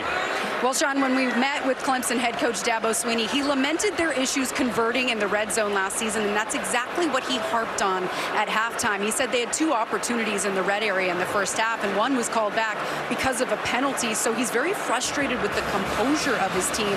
He said, we're capable, we're good enough, we're in this game. We just have to stop shooting ourselves in the foot and play with more confidence, especially on first downs. Guys. It really feels like, too, Molly, they have to answer here. I mean, they've had mental mistakes for sure. That's to be expected in the first half of the first game, but they can't beat themselves, and they almost have to answer with points on the stride. I think Dabo Swinney and Garrett Riley could use some Tums gummy bites right now. Their stomachs have to be churning. They had such high hopes for this offense, and they've only played a half. But 76 yards of total offense. They're still trying to get Phil Maffa going. Of course, Riley brought over last year after he won the Broyles Award in 2022 for his work as the offensive coordinator at TCU.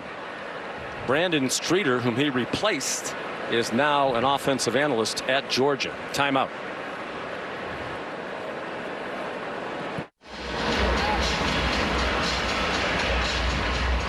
Aerial coverage provided by Goodyear. Celebrating the challenge of road games everywhere. Are you ready for the road? Goodyear, more driven. Glad to have the Goodyear blimp along with us today here in Atlanta, high above Mercedes-Benz Stadium. SEC football lineup continues today on SEC Network at 4:15. ODU versus South Carolina at 7:45. Southern Miss against Kentucky. Download the ESPN app or go to ESPNplus.com/schedule to watch all the action. Roof closed here today with the temperature 90 degrees outside, and the feels like 96. We had some record high temperatures in Atlanta this week. Play fake by Klubnik. And they're ready for that quick pop to the wide receiver, Cole Turner. All they got was 1 yard. Glenn Schumann is the defensive coordinator with a new co-coordinator this year. Will Muschamp, who had been serving that role the last couple of years, has gone off the field to serve as an analyst so he can go watch his son Whit play at Vanderbilt, where he's a freshman quarterback.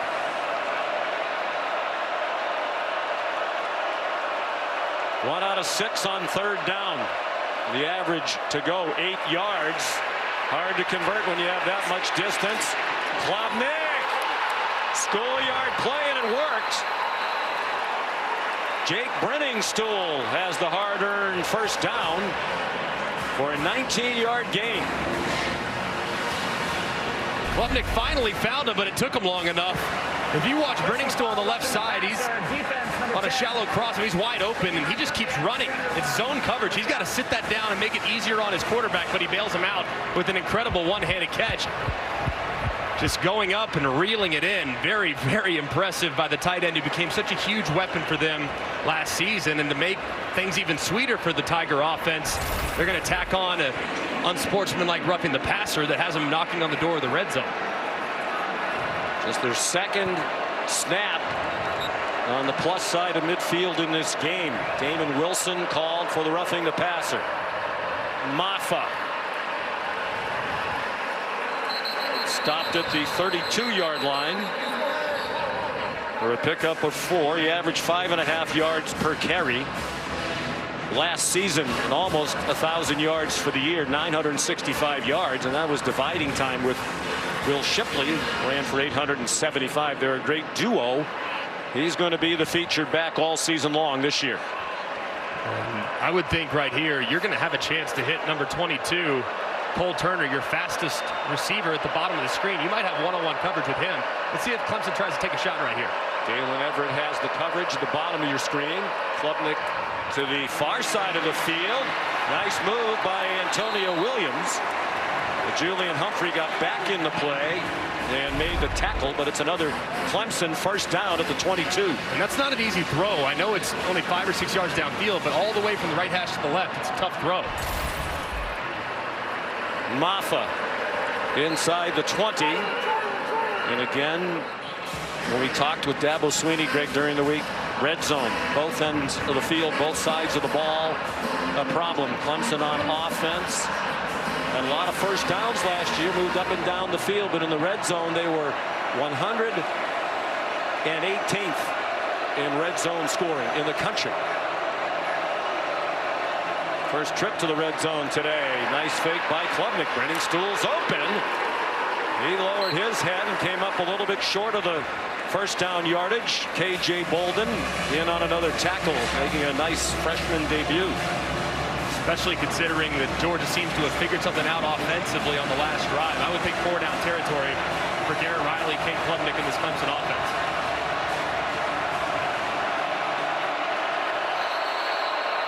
By far the best drive for Clemson. Both offensive coaching staffs making some effective adjustments at the half. This play is under further review for potential targeting.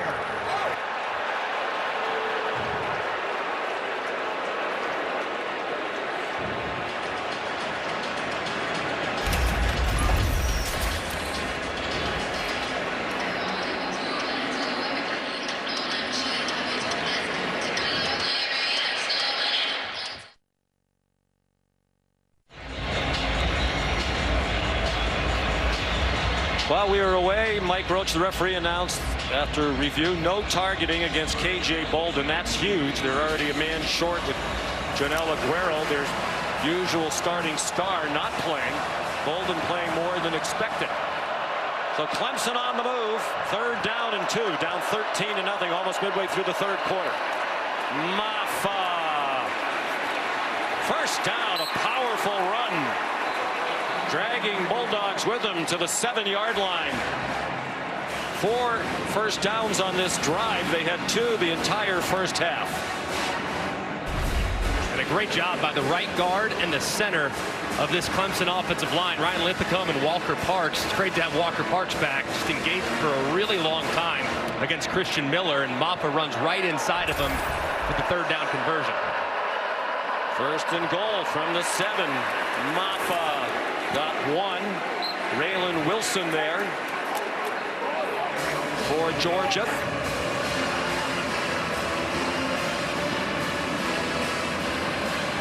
This is a part of the field last year, too, that was really problematic. They had a bunch of fumbles in this part of the field, 2 against Duke in the opener, 1 against UNC, 1 against Miami. They used to read that play. Let's see if they've opted to maybe take the read out of it because of all the miscues they had in this part of the field in 23. Out of the gun with Maffa, the running back. A fake to the motion man, and Georgia not fooled. Michael Williams was right there, and Klubnik slipped down as he tried to avoid him. It's a loss back to the 9. And Colin Sadler in for the previously injured Marcus Tate, going against one of the best defensive linemen in the country. Just can't quite pin him out. It looked like Klubnik slipped a little bit too as he tried to cut to the inside, but man, that's a tough ask for a guy that's fresh off the bench a moment ago. You'd think they would like to get it to Brenningstool, the big tight end. He's part of that 3-receiver bunch to the left. George is showing blitz. They bring it. Klubnik throws it for the corner. There's a flag down. It falls incomplete. Intended for Antonio Williams with Dan Jackson running in coverage. Flag thrown by one of the officials behind the offense.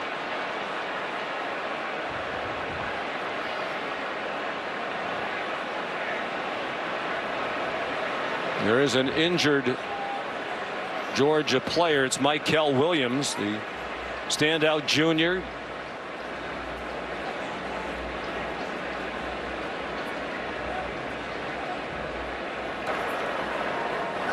Personal foul, legal block below the waist. Offense, number 7. Attempts to climb before down. That block was on Michael Williams.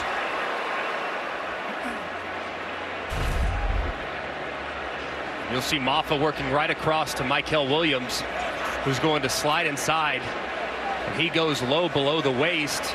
Michael getting up now under his own power, and this has been an adjustment the last couple of years. If you're going to block below the waist, it has to be inside the tackle box. It has to be straight ahead. So to come at an angle is illegal, and that's what the official did there. So Maffa came across his body, came at an angle to the left leg of Michael, and that's what resulted in the penalty. So here's their new kicker, true freshman Nolan Hooser, who kicked 66 field goals in high school in Cornelius, North Carolina. Little different kicking in front of 71,000 on national TV in the opener in the Aflac kickoff game, but he converts from 26 yards, and Clemson is on the board.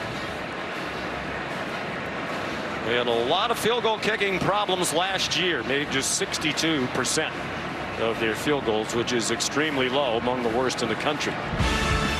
Next on the ACC network, a full slate of games. Georgia Tech and Syracuse. That says noon Eastern time, so wouldn't that be already? That wouldn't be next. That would be underway, I think. Oh, it's next week.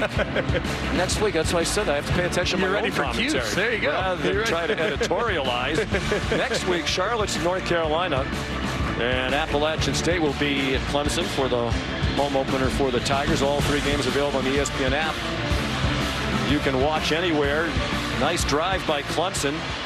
It's opening day. We're all working the kicks out. 66 yards, 12 plays, but a disappointing end, having to settle for the field goal. Yeah, a big moral victory there for Georgia. Got gashed a couple times, had to endure the roughing the passer, and still to hold him to a field goal feels like a big win for the Dogs. Speaking of Georgia Tech and Syracuse, great win for Georgia Tech, obviously, in Dublin against Florida State. And Syracuse about to begin the Fran Brown era, former Georgia assistant. The kickoff by Robert Gunn as a touchback. Here's Kevin.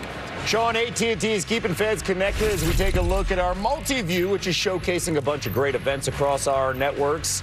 As we wrap up August, ESPN right now, we got Virginia Tech within 10 points of Vandy. Vandy trying to pull off the upset at home. Over on ESPN, 2 U.S. Open action continues. The men's top seed Yannick Sinner, part of that third round action. ESPNU, Pitt just scored. They're up 34-21, and Tennessee continues to roll on the SEC network. Back to you, Sean, Greg, and Molly. All right, Kevin, so great to have college football fully underway in what is known as week 1. There was some action in week 0 last weekend, but most of college football begins this weekend. Play fake by Beck, and all alone in the flat. Nate Frazier bust on defense for Clemson, and the play goes all the way to the 49-yard line where Kobe McLeod ran down Frazier after a gain of 24. And most of this game has been number 0 Barrett Carter and Wade Woodaz at linebacker. Well, Kobe McLeod comes in to give Woodaz a little bit of a break, and he busts on the first snap. Does not find Frazier in man coverage out of the backfield, and it results in a huge play to start the drive for Georgia.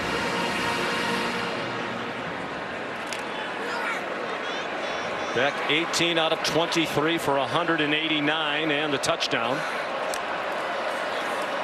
Faked it to Frazier, goes for the tight end Delp, and it was very well covered on the Clemson sideline by Khalil Barnes.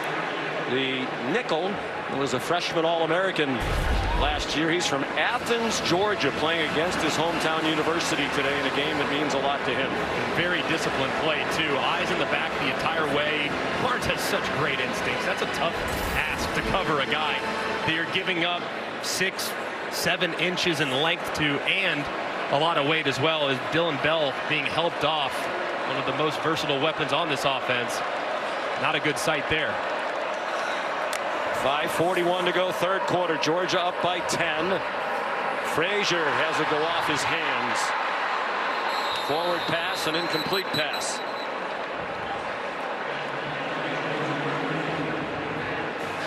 Interesting that without Trevor Etienne today serving the suspension, the primary running back has become Nate Frazier, a freshman in his first college game out of Compton, California. Getting some encouragement from Etienne after the drop.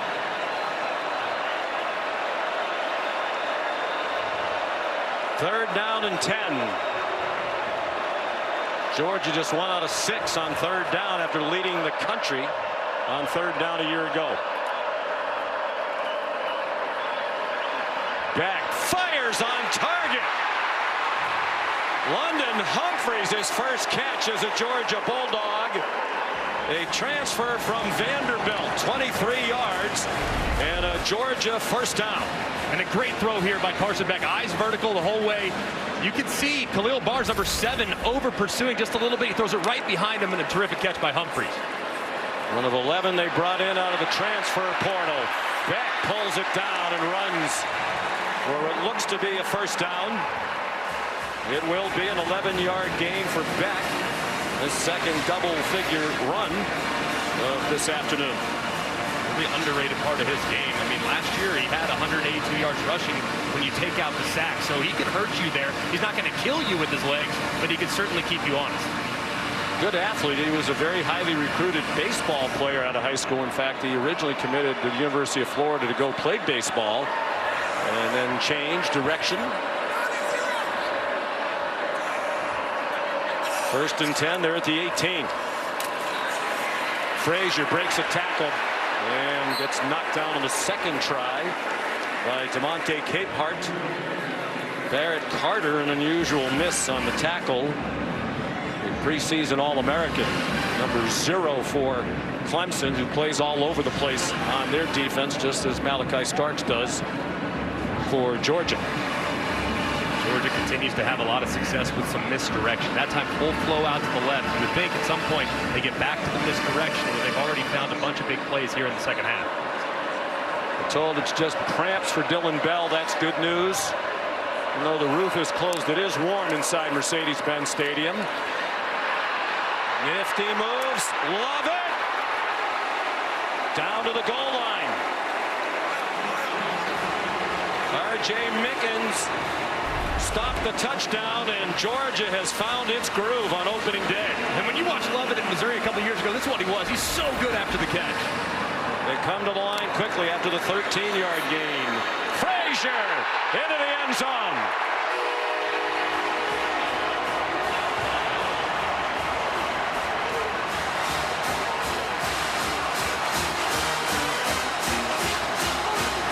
Frazier punched it in from 1 yard out, his first college touchdown in his Georgia debut. And back-to-back 75-yard drives here in the third quarter after they did not score a touchdown in the first half.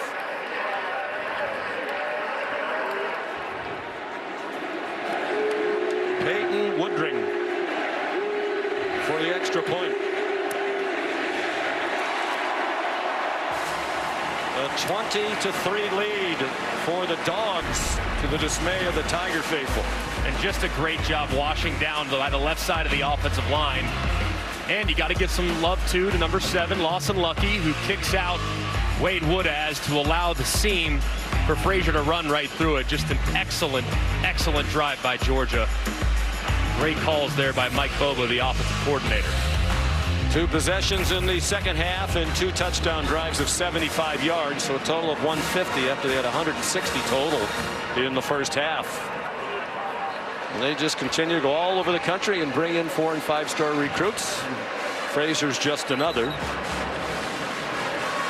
And the number 1 rated recruiting class last year, according to ESPN.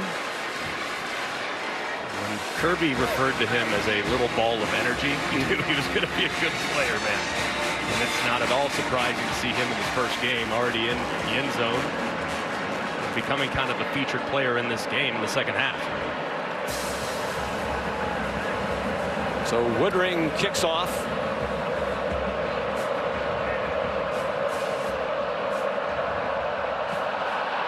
Phil Maffa, no chance to return that one. It's out of the back of the end zone. Here's Molly McGrath. Well, Georgia's star defensive player Michael Williams had his left ankle wrapped. He was in visible discomfort when he jogged, and I can tell he's in pain. He was talking to teammates about that Maffa block, and that's what happened and hurt his left ankle. But I'm told he's going to try to play, but they'll monitor it closely, guys. You just hate to see that, too. A guy that has always been impactful, but this was his first full fall camp where he was at 100% healthy. So they really anticipated him having a huge impact on the season in the first month and a half. But now, hopefully, that ankle doesn't linger throughout the year.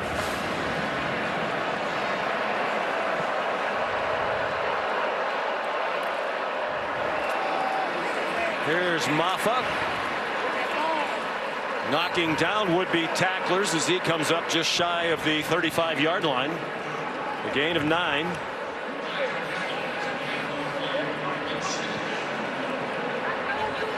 He's coming off a 4 rushing touchdown effort in their wild come-from-behind win in the Gator Bowl against Kentucky. 38-35. He scored the winning touchdown in that game with 17 seconds to go. It was 21-10 Kentucky going to the fourth quarter of that one. Maffa dropped for no gain by Jalen Walker, the hybrid linebacker. He's a guy you're going to hear an awful lot of this year. They are so impressed with how much he's grown this offseason. He's become better off the ball playing traditional linebacker, but he's always been a force on the edge. So he's a name to remember throughout this season. Might have a huge impact for the Dogs on defense. We're getting so many NFL prospects all over this team, particularly on the defense. 42 players drafted out of Georgia in the last 4 years. Klubnik kept it, and he gets stopped short of the line of the game. Jalen Walker. And just the right side, the defender, number 5, Raylan Wilson, completely blows it up. Kate Klubnik somehow rescues it, gives himself a chance, but that play had no shot from the beginning. Looked like Brittingstool and company were not really in position to try to knock guys off the point of attack. Would you think about going for this? I would, especially given how Georgia's played offensively the last couple possessions. You're down 3 scores. You're ticking down a minute to go in the third quarter. All of a sudden your defense can't get stops. Swanson punts again. Short, nose up, spiral. Fair catch made by Anthony Evans. 6th punt, 35 yards. I'm going to pay attention to when these games are. These are tonight, Sean. Tonight, SEC College Football on ESPN Plus and SEC Network Plus. Eastern Kentucky against Mississippi State at 6. Furman against number 6 Ole Miss at 7. At 7:30, Alabama and A&M against Auburn. Auburn, by the way, trying to earn its 800th all-time win tonight. And they would be the 13th program to get there. Clemson's 2 away from that number. 160 yards total first half, 150 on 2 touchdown drives here in the third quarter for Georgia. Beck 20 out of 27 for 225. And that's through the hands of Nate Frazier. We talked about the helmet and the coach-to-player communication, Greg. And talking to Mike Bobo and Kirby Smart last night, they said, we really don't need it. He said, Beck is so cerebral. Mike Bobo said he processes information better than any quarterback that I've ever coached. And we asked Carson Beck about it. He said, I basically just want them to give me the play. Give me the play and turn the microphone on. Yes, please. Especially just give me the play if I make a mistake. I really don't want to hear about that immediately after the fact. Mike Bobo said he would use it very sparingly. Maybe occasional reminder tacked onto a play about the down and distance, or hey, we might go for it on 4th down here. So you have 2 plays. Nate Frazier, the ball carrier. Interesting talking to Garrett Riley on the other side too. He said, I think a lot of coaches will misuse it. You know, the temptation will be to give the quarterback too much information, and now you're overwhelming him and causing confusion and perhaps slowing the process down. Final half minute of the third quarter. Georgia in no hurry with now a 17-point lead.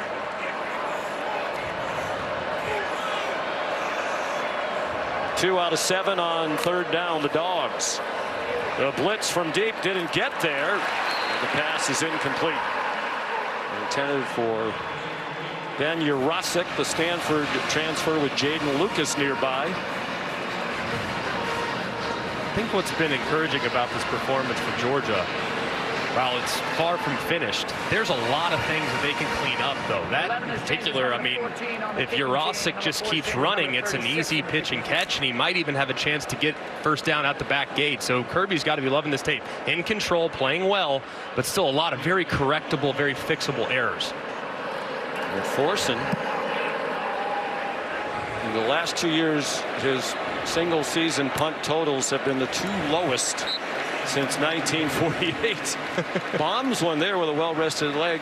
He has a great sense of humor on social media. When Carson Beck announced he was coming back, Thorson tweeted, ugh, now I'm going to get even less playing time.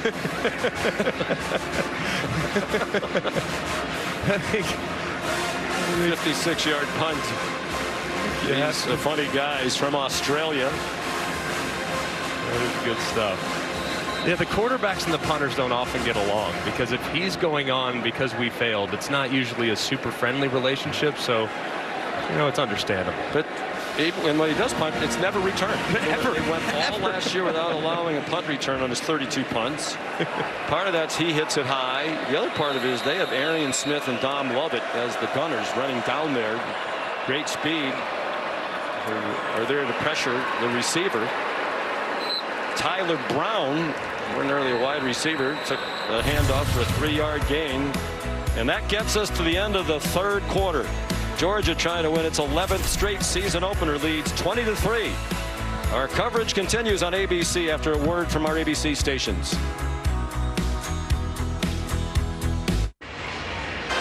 Coach, how does your defense keep them out of the end zone in this fourth quarter? We got to execute.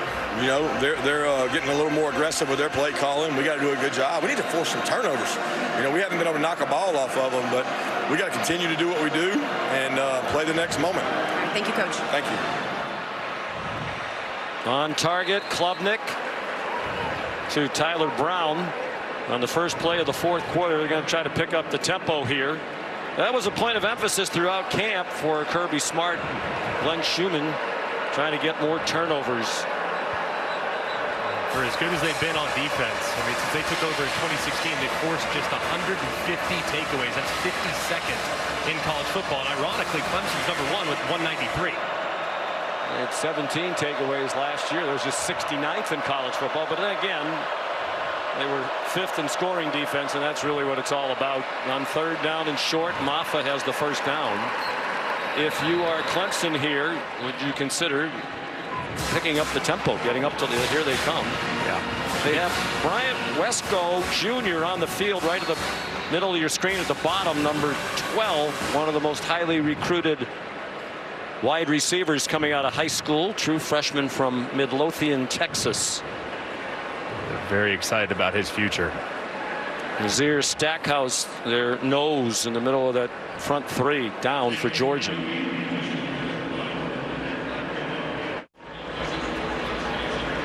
Today's aerial coverage provided by Goodyear. Road tested and game ready. Are you ready for the road? Goodyear more driven.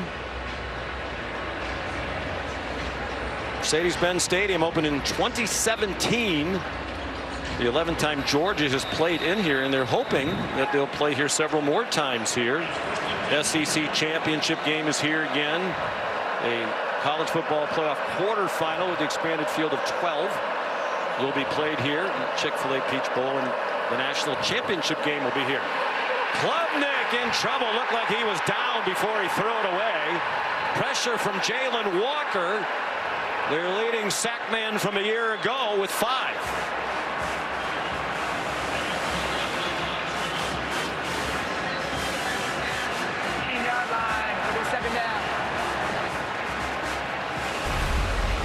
Klubnik just too slow to react as Walker was coming around the side. And see, looked like the left knee was down before he released it, and there it is. Ball clearly still in the hand. Left knee down, and a good call by the official. First Georgia sack. It goes to Walker, junior from Salisbury, North Carolina. They think is going to have a huge season. Klubnik, high throw through the hands of Cole Turner. The attendance here today, 78,827. Well past the listed capacity is the Aflac kickoff record. TJ Moore on the field now, the other, along with Wesco, highly touted incoming freshman wide receiver. Where's number 1? He's to the top of the screen on third down and 22.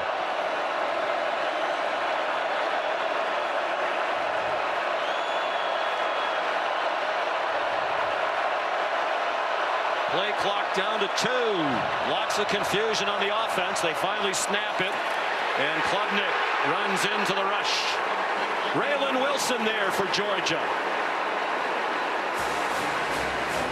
A loss of 2. just can't happen there. That first down sack that Kate Klubnik took, you just can't do it. And that's something he's worked hard on all of season, eliminating the negative plays. Look, you're rolling to your left. You have no chance. You know they're breathing fire coming at you. You got to get rid of the ball quicker. You just can't take that sack. So obviously complete drive killer, and Clemson's forced to punt again. Just 7 first downs for the Tigers, 135 total yards of offense. Aiden Swanson, a good punt, sending Anthony Evans back inside the 35. Might be a tired punt coverage unit. The return comes up just shy of midfield. 54-yard punt, 9-yard return. Here's our Sonic drive-in recap. It's been an excellent second half offensively for Georgia, starting with some misdirection. They start a little fake inside, get Delp out in the flat, and Arian Smith up the wheel, and you got it. A couple plays later, you find Colby Young in a one-on-one situation on the back shoulder. Big third down conversion right here. You clear it out with Lovett. You have a guy underneath, and then in comes Humphreys, the transfer from Vanderbilt, who's been quiet today. And he finds a nice conversion. Frazier pays it off a couple plays later. It's been a terrific and efficient second half from the Georgia offense. Quick pass from Beck to Arian Smith, and he gets dropped after a 2-yard gain. And like Bobo said, they'd make an effort to get Smith involved, and they clearly have.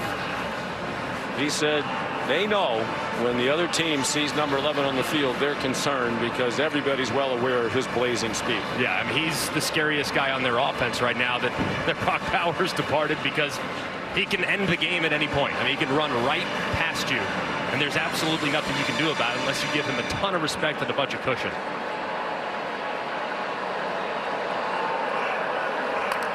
Branson Robinson in at running back. They faked it to him. Beck on target. First down. Arian Smith again with Jaden Lucas in coverage for Clemson. An 11-yard gain. And this is what scares you to death. I mean, you think he's going to run right past you, so you know you have to give it a ton of respect, like Jaden Lucas does. He's 12, 15 yards deep, and then boom, he slams on the brakes, comes right back down his stem, creating separation from the defender. It's perfectly thrown by Carson Beck with great time and anticipation, and it's really uncoverable when you have that kind of speed. Working with the new center today is Beck after a terrific career by Cedric Van Pran. Jared Wilson is the only new starter. I thought it was interesting what Carson Beck said to us. He said, you know, last year I was the new starter. Cedric Van Pran was very experienced. He helped me a lot. He said, I realized this year with my experience I might have to help our new center, Jared Wilson, and Wilson's acquitted himself nicely today. Yeah, he really has. I mean, Kirby raved about his athleticism and the fact that he's always been a great player. The problem is he could really only play center at a high level, and he happened to have an All-American in front of him. So it's not like he hasn't played because he isn't good. He just had great players in front of him. Not that dissimilar to Carson Beck. And Pran, drafted by Buffalo in the 5th round, the last draft. Here's some pressure. Beck gets it off, and it's incomplete. Intended for Colby Young, with Avion Terrell in coverage for Clemson.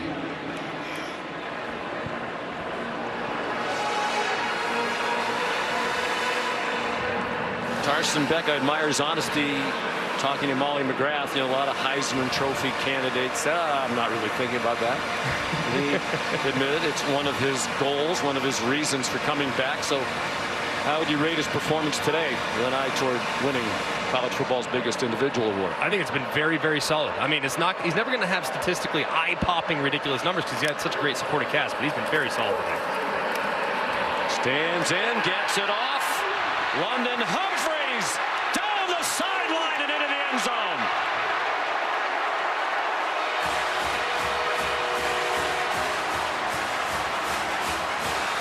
Well, he's only caught 2 today, but they've both been big. A 23-yarder earlier, and this is a 40-yard touchdown. And Humphreys on the shallow cross uses the umpire as a little bit of a pick right there. He crosses face, and there's nobody out the back door. Humphreys, the transfer from Vanderbilt, unbelievable top-end speed, and once he gets into the open field, it's going to be really hard to track down. And big play again from Georgia, showcasing that athletic ability that they have a wide receiver. Well, they don't go into the portal much because they recruit so well, but they did bring in 11 players. They support a team that was #1 most of last year. Woodring's extra point is good. And Dabo Sweeney's reluctance to work in the transfer portal will undoubtedly be another topic of conversation after this game, as his team all of a sudden outclassed by Georgia in the second half.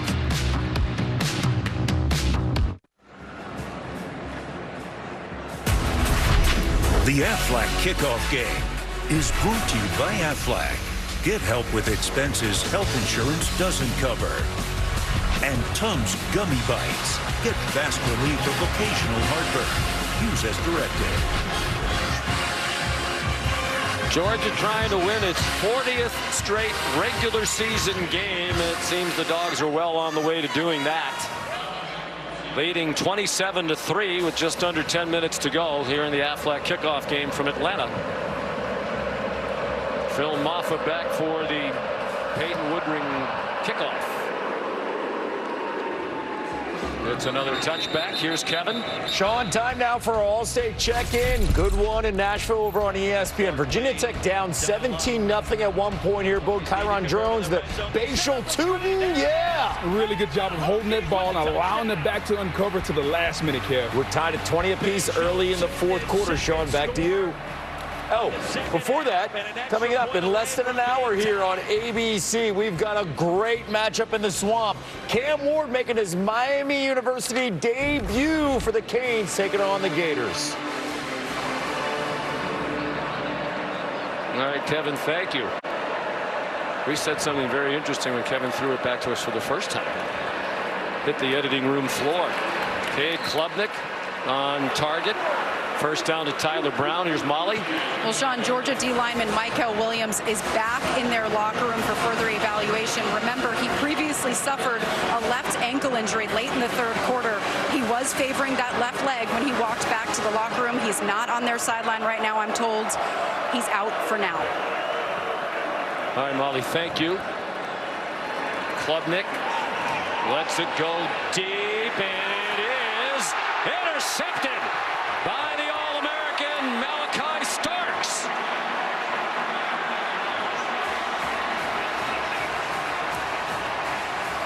It's the first turnover of the game for either team. And it comes in the building where Starks made an impressive debut against Oregon 2 years ago. That is absolutely ridiculous by Malachi Starks. I mean, he played it just like a wide receiver, and yet he's in coverage. Eyes back to the inside immediately. Stays in phase with the wide receiver. Times his jump perfectly and rolls and high points that ball before securing it en route to the ground. Just an absolutely ridiculous interception from the All-American. He played a lot of last year with an injured shoulder. He had a torn labrum with which he played most of the year, had surgery in the offseason. Here's Nate Frazier. Nate Frazier. What a debut. All the way to the Clemson 38-yard line. 40 yards on the run. Those that were comparing him to DeAndre Swift weren't kidding. I mean, he moves like him even. Just put a number 7 on that jersey. You might feel like he's the exact same guy.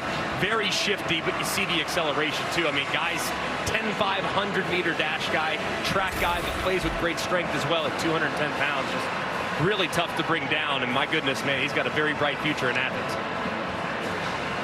Maybe it isn't a foregone conclusion that when he's eligible, Trevor Etienne will be the starter at running back for Georgia. 66 yards rushing now on 9 carries for Frazier, the leading rusher in the game by far for either team. Georgia takes its first time out of the game.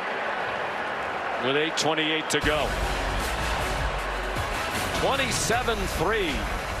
Dogs in control.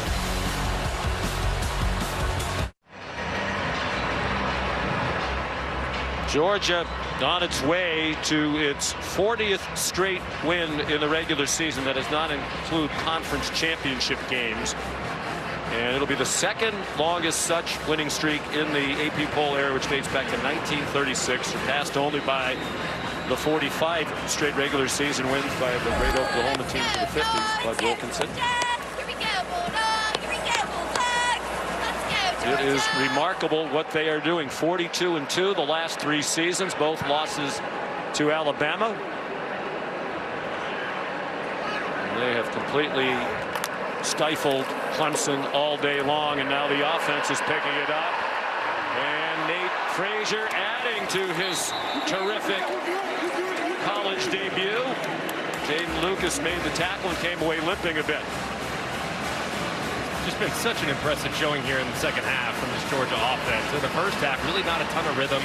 Average about 5.3 yards a play. Here in the second half, up to 10.6. Just crazy efficient. You see just the athleticism that they have at the skill positions, including running back. The true freshman already making an impact here. Well, we talked about replacing the top 2 running backs. Dejon Edwards, Kendall Milton, both went to NFL training camps this year. I think I've seen enough of Frazier to believe he has more. Right on cue, announcer Jinx. He has more, physical talent and skills. Yeah. More speed. More the things you're looking. They were very good college players. Don't get me wrong. Great players. But this guy looks like he has star potential. No doubt. I mean, this guy's just got a different level of juice. I mean, you see him, and when he moves, he's moving faster or quicker than just about everybody else. Too fast for his own good. Yes, there. the turf monster did get him there. The old 20-yard line. It's always. That one's always a little higher than the rest, but you can tell he just has that big play potential that he just didn't have at running back last year. And if he stayed on his feet, those numbers were going to be up significantly because he had some running room.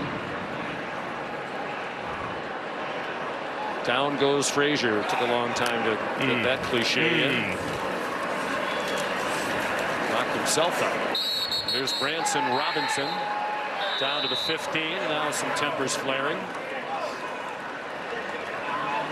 And we mentioned the 40 straight regular season wins, which is a formality now. This will also be 23 straight wins against non-conference opponents, including the postseason. They haven't lost to a non-conference foe since January 1st, 2019 to Texas in the Sugar Bowl.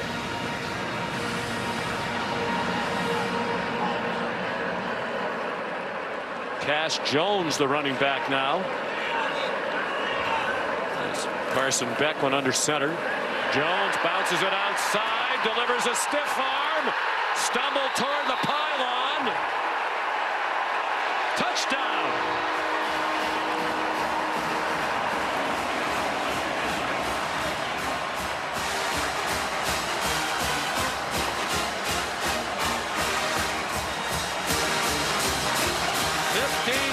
For the junior from Brock, Texas. Progressive pylon cam. Does he stay in bounds? Yes. Looks like he does. Again, and colliding with the pylon right there. Yeah. From that angle, it looked questionable, but from the down the line one that we saw, it was in bounds. There was a little green in between. That progressive pylon cam was awesome right there. That's a great look at it. Do you want to say it again? Just let's give progressive more time. Progressive pylon. I like that. Progressive pylon. We love our sponsors. Can't do enough for them. The best. Matter of fact, you might have a Modelo and I'll have a Tums Gummy Bites after the game. Well, Cash Jones, as Kirby Smart said, he's too good a player to not play regularly on offense, so they've limited his work on special teams. He used to be on all of them. Well, a great part of this game involves outreach. Before he attended Clemson, Grayson Gentz was diagnosed with leukemia at 18 years old. While getting some treatment this summer, he had a chance to visit with Dabo Sweeney, bring a smile to some of the faces of his fellow patients through the My Special Aflac Duck program. And Ethan Daniels, a freshman at Georgia, second from the left, was diagnosed with leukemia at age 11. After 3 years of treatment at the Aflac Cancer and Blood Disorders Center, he was declared cancer-free. How awesome is that? And earlier this month, he got to meet Kirby Smart, and together they visited a newly diagnosed patient. Gave him My Special Aflac Duck. A lot of great things being done in the name of charity associated to college football. Phil Maffa with the return. Really proud of the folks at Aflac and Chick-fil-A who had their name on this game for a long time. Of course, they'll have their bowl game here later in the year. Obviously, great contributors and supporters here of college football, and very, very grateful to how games like this, while everyone loves the home games, they're phenomenal, totally agree, but games like this in a neutral site do so much for the community. It's great for these teams to also have that opportunity as well to interact in a community that's not their own and maybe make an impact on a young life. So it was a rough off-season for Dabo Swinney, answering a lot of questions about, at least to many around outside their program, their fan base, the slide of the program. Here's a quick pop to Antonio Williams. They won 9 last year for the 13th year in a row, but that was on the heels of 12 straight seasons of 10-plus wins. He made the point, it's hard to get in the playoff. It was when it was 4. And after 6 years in a row in it, they weren't in it the last 3 years. Only 8 different programs were in it the last 3 years. To his point, out of 134. To his refusal to use the portal. Right. At least in any significant way. How do you feel about that? Well, I think that when you are, it's not that he refuses to use it, it's just not a priority for the program, and they've missed on guys that they've tried to go after. But I think when you basically shun the portal, you're going to have a lot of peaks and you're going to have a couple valleys as well, because the portal can be used as kind of a band-aid to a possible vulnerability. If you have a problem or a hole at safety, a hole at left guard, or a hole at your wide receiver spot, then you go and get a guy out of the portal, and he just hasn't been willing to do that, instead of choosing to develop, and it's, I think, cost him a little bit the last 2 years. No starts since the portal started from a transfer out of the portal. What I would say about it, though, too, is they played a lot of true freshmen last year. It's still a relatively young team, so there's a lot to play for, but when you're playing freshmen, you're going to have a lot of ups and downs, and that's what this team's experienced the last couple of years. Klubnik hit as he throws it deep, and it's broken up. Nice play. Good recovery to the football by Ja'Cory Thomas, a backup defensive back with coverage on Tyler Brown.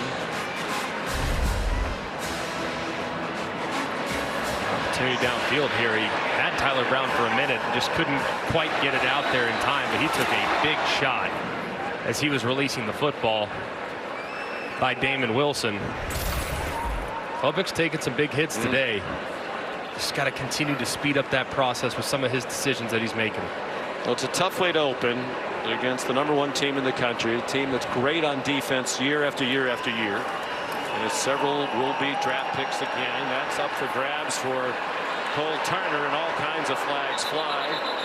We mentioned the recruiting for Georgia. Here's Ellis Robinson IV out of New Haven, Connecticut, and IMG Academy in Florida. Defense, #1. 15-yard penalty automatic, first half. 5-star recruit, and many recruiting services had him rated the #1 overall recruit at any position in the country, and he's at Georgia. Yeah, and just a clear pass interference on the underthrown deep ball. He's going to have a very bright future. They're thrilled to have both him and KJ Bolden in the back end, some young guys that they'll kind of factor in, continue to give more and more playing time as they get their confidence and comfort level within the defense up. Penalty assessed from the line of scrimmage. They're at the 44-yard line. 4:20 to go.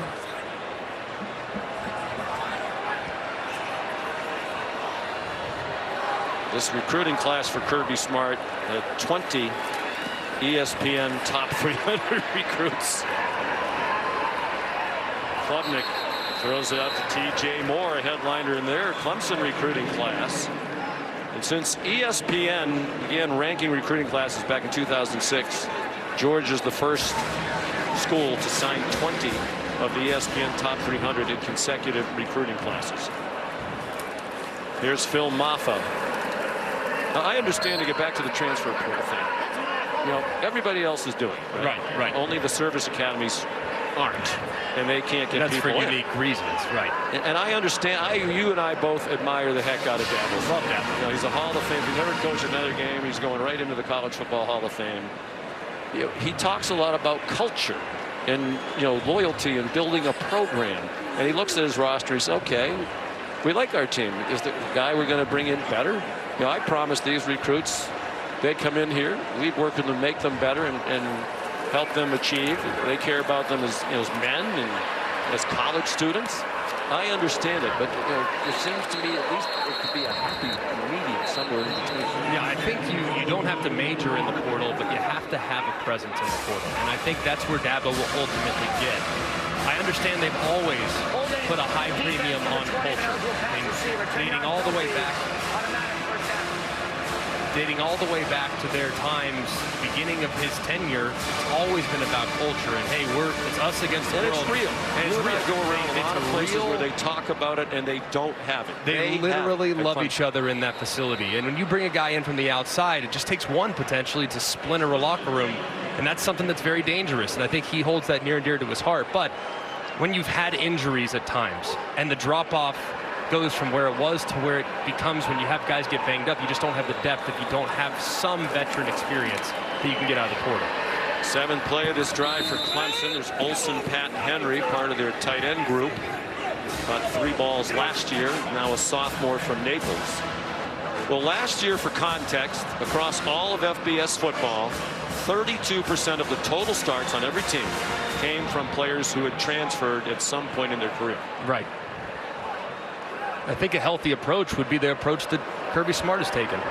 12% of their starts are from portal players. Just a little bit, just so you don't become a freshman in the event of an injury. And a nice play behind the line of scrimmage.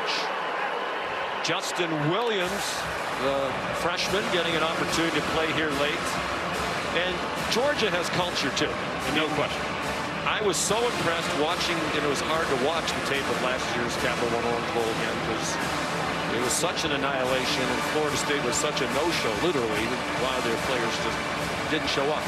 You know, but Georgia could have done the same thing. You know what? We were going for a 3-peat. We lost 1 game. We're #1 all year. We didn't get into the playoff. We're going to sulk. Everybody who was healthy showed up. Ladd McConkey, who was injured most of the year and was heading to the NFL draft, showed up and played. Flag down behind the line of scrimmage. You know, they all wanted to go. Malachi Starks, knowing he had to have surgery, put off the surgery to go play in the bowl game because he wanted to finish it right and send the seniors off right. Georgia has a culture too. A great culture. Phenomenal culture of guys that love football and tremendous accountability when it comes to approaching the game in a professional manner. Holding offense number 71. That penalty's declined. Defense will take the result of the play, 4th down. It was also the 2-minute timeout. 34-3, Georgia leading in Atlanta.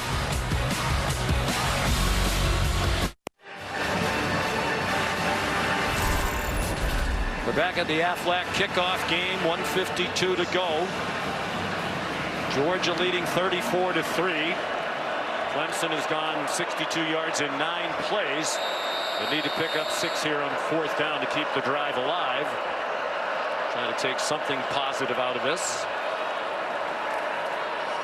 Off the hands of Cole Turner and up in the air, an incomplete pass. And Georgia will take over on downs. It'll be back-to-back games without allowing a touchdown for Georgia, as they gave up just 3 to Florida State in the Orange Bowl. Week 1 continues coming up in just a few minutes here on ABC. Miami with high hopes against Florida. And then tonight, the game we'll all be watching, number 7 Notre Dame against number 20 Texas A&M. Tomorrow on ABC, the Modelo Vegas Kickoff Classic, USC and LSU. And Monday at 7:30 on ESPN, Boston College begins the Bill O'Brien era against Florida State. Capital One Labor Day kickoff. Gunnar Stockton is the new quarterback, taking over for Carson Beck. And Chauncey Bowens is the ball carrier, making his debut. Carson Beck went 23 out of 33 for 278, 2 touchdowns. And I think showed, Greg, all the things that we've come to know from him. Good decision making, poise in the pocket, accuracy. And still adjusting to all the new pieces around him. And I think that's Kirby Smart's going to come back and look at this tape and absolutely be over the moon excited, because a couple years ago in 2021 or 2022, when they came into this game, they looked like the greatest football team we've ever seen when they beat Oregon the way they beat Oregon. This one, this has not been a flawless performance by any stretch of the imagination. It's been really, really good. But there's so many things just little nuanced changes that they're going to want to make this camp. And I think it's going to be easier to do knowing when they watch the tape there are those adjustments to be made. I'd like to get your quick thought on tonight. Notre Dame and Texas A&M. The Mike Elko era begins. And against his quarterback from last year from Duke, Riley Leonard, who's transferred to South Bend. I think he's got a pretty good feel for who Riley Leonard is, don't you think? But I think A&M's really talented. They've lacked some structure. They've brought in a couple guys in the portal that could take over the game tonight. But both teams tonight, Notre Dame and A&M, really big question marks along the offensive line. And knowing the D-line that A&M has and the D-line that the Irish have, I think that's going to be a low-scoring dogfight. And it might be the team that makes the fewest mistakes that ultimately wins it. Very impressive opening win. 11 straight season openers won by Georgia, including all 9 now under Kirby Smart. And the angst will grow for the Clemson football program and Dabo Swinney as they get hammered 34-3. Georgia outscored them 28-3 in the second half. Here's Molly. Coach, a bit of a defensive battle in the first half. How'd you like your team's response in the second half? I like our adjustments. I think our coaching staff did a great job in the second half. Offensively, defense played with relentless effort. You know, we talk all the time about playing this team. You got to out-physical them, you got to out-hustle them, and you got to out-discipline them. And I thought we did all 3 of those today. I was really proud of our guys, proud for this university, and proud to be in Atlanta celebrating something with Aflac that is unbelievable for kids and children's cancer. Your freshman Nate Frazier with a breakout game today. How impressed were you with his performance? How promising is that young talent? Well, he's got a long way to go. You know, we're not ready to anoint anybody or say anything great. He had some really good blocking in front of him. He did a tremendous job. He's got to continue to work to get better so that we can trust him and put him in other things. And we've got other backs that are really good players too. Cash Jones had the pickup of the day on a blitz pickup, and nobody's talking about that. That kid's been in our program for 4 or 5 years picking people up on a blitz, and it mattered today. All right, let's get some more love for Cash Jones. Also, you wanted some more takeaways. You said before the fourth quarter, we need more takeaways. Malachi Starks delivered. How special is he? Yeah, that play he made was elite. I mean, I didn't think he could get there, and he found a way to contort his body and go up and get a ball. Unbelievable ball skills. Reminds me of Champ when Champ played, and just a great person. 40th straight regular season win. What does it take to have this kind of consistency, Coach? Win the next one. All right, sounds good. Thank you, Coach. Congrats on the win. Go Dogs. He's remarkably consistent. You know, Molly asked, as usual, the right question about Nate Frazier. He had a huge day. But certainly didn't expect Kirby to say he's the next Herschel Walker. You know, he's going to make sure that maybe better. You know, Herschel but faster, right? That's what he should have said. No one's getting a big head. Unless you're Malachi Starks, and he doesn't have to worry about he's going to react to success. It's still the best program in college football until somebody else can prove otherwise. 34-3 the final over Clemson. Let's send you back to the studio. Sean, Greg, Molly, thank you so much. Graham, Mertz, getting ready. We are 25 minutes away from another ACC-SEC matchup. Mertz, by the way, the Gators opening up the season in the Swamp. They have won 34 straight home openers dating back to 1989, the longest on-field streak in SEC history. We'll get you ready for that matchup, plus highlights from the first window of Week 1.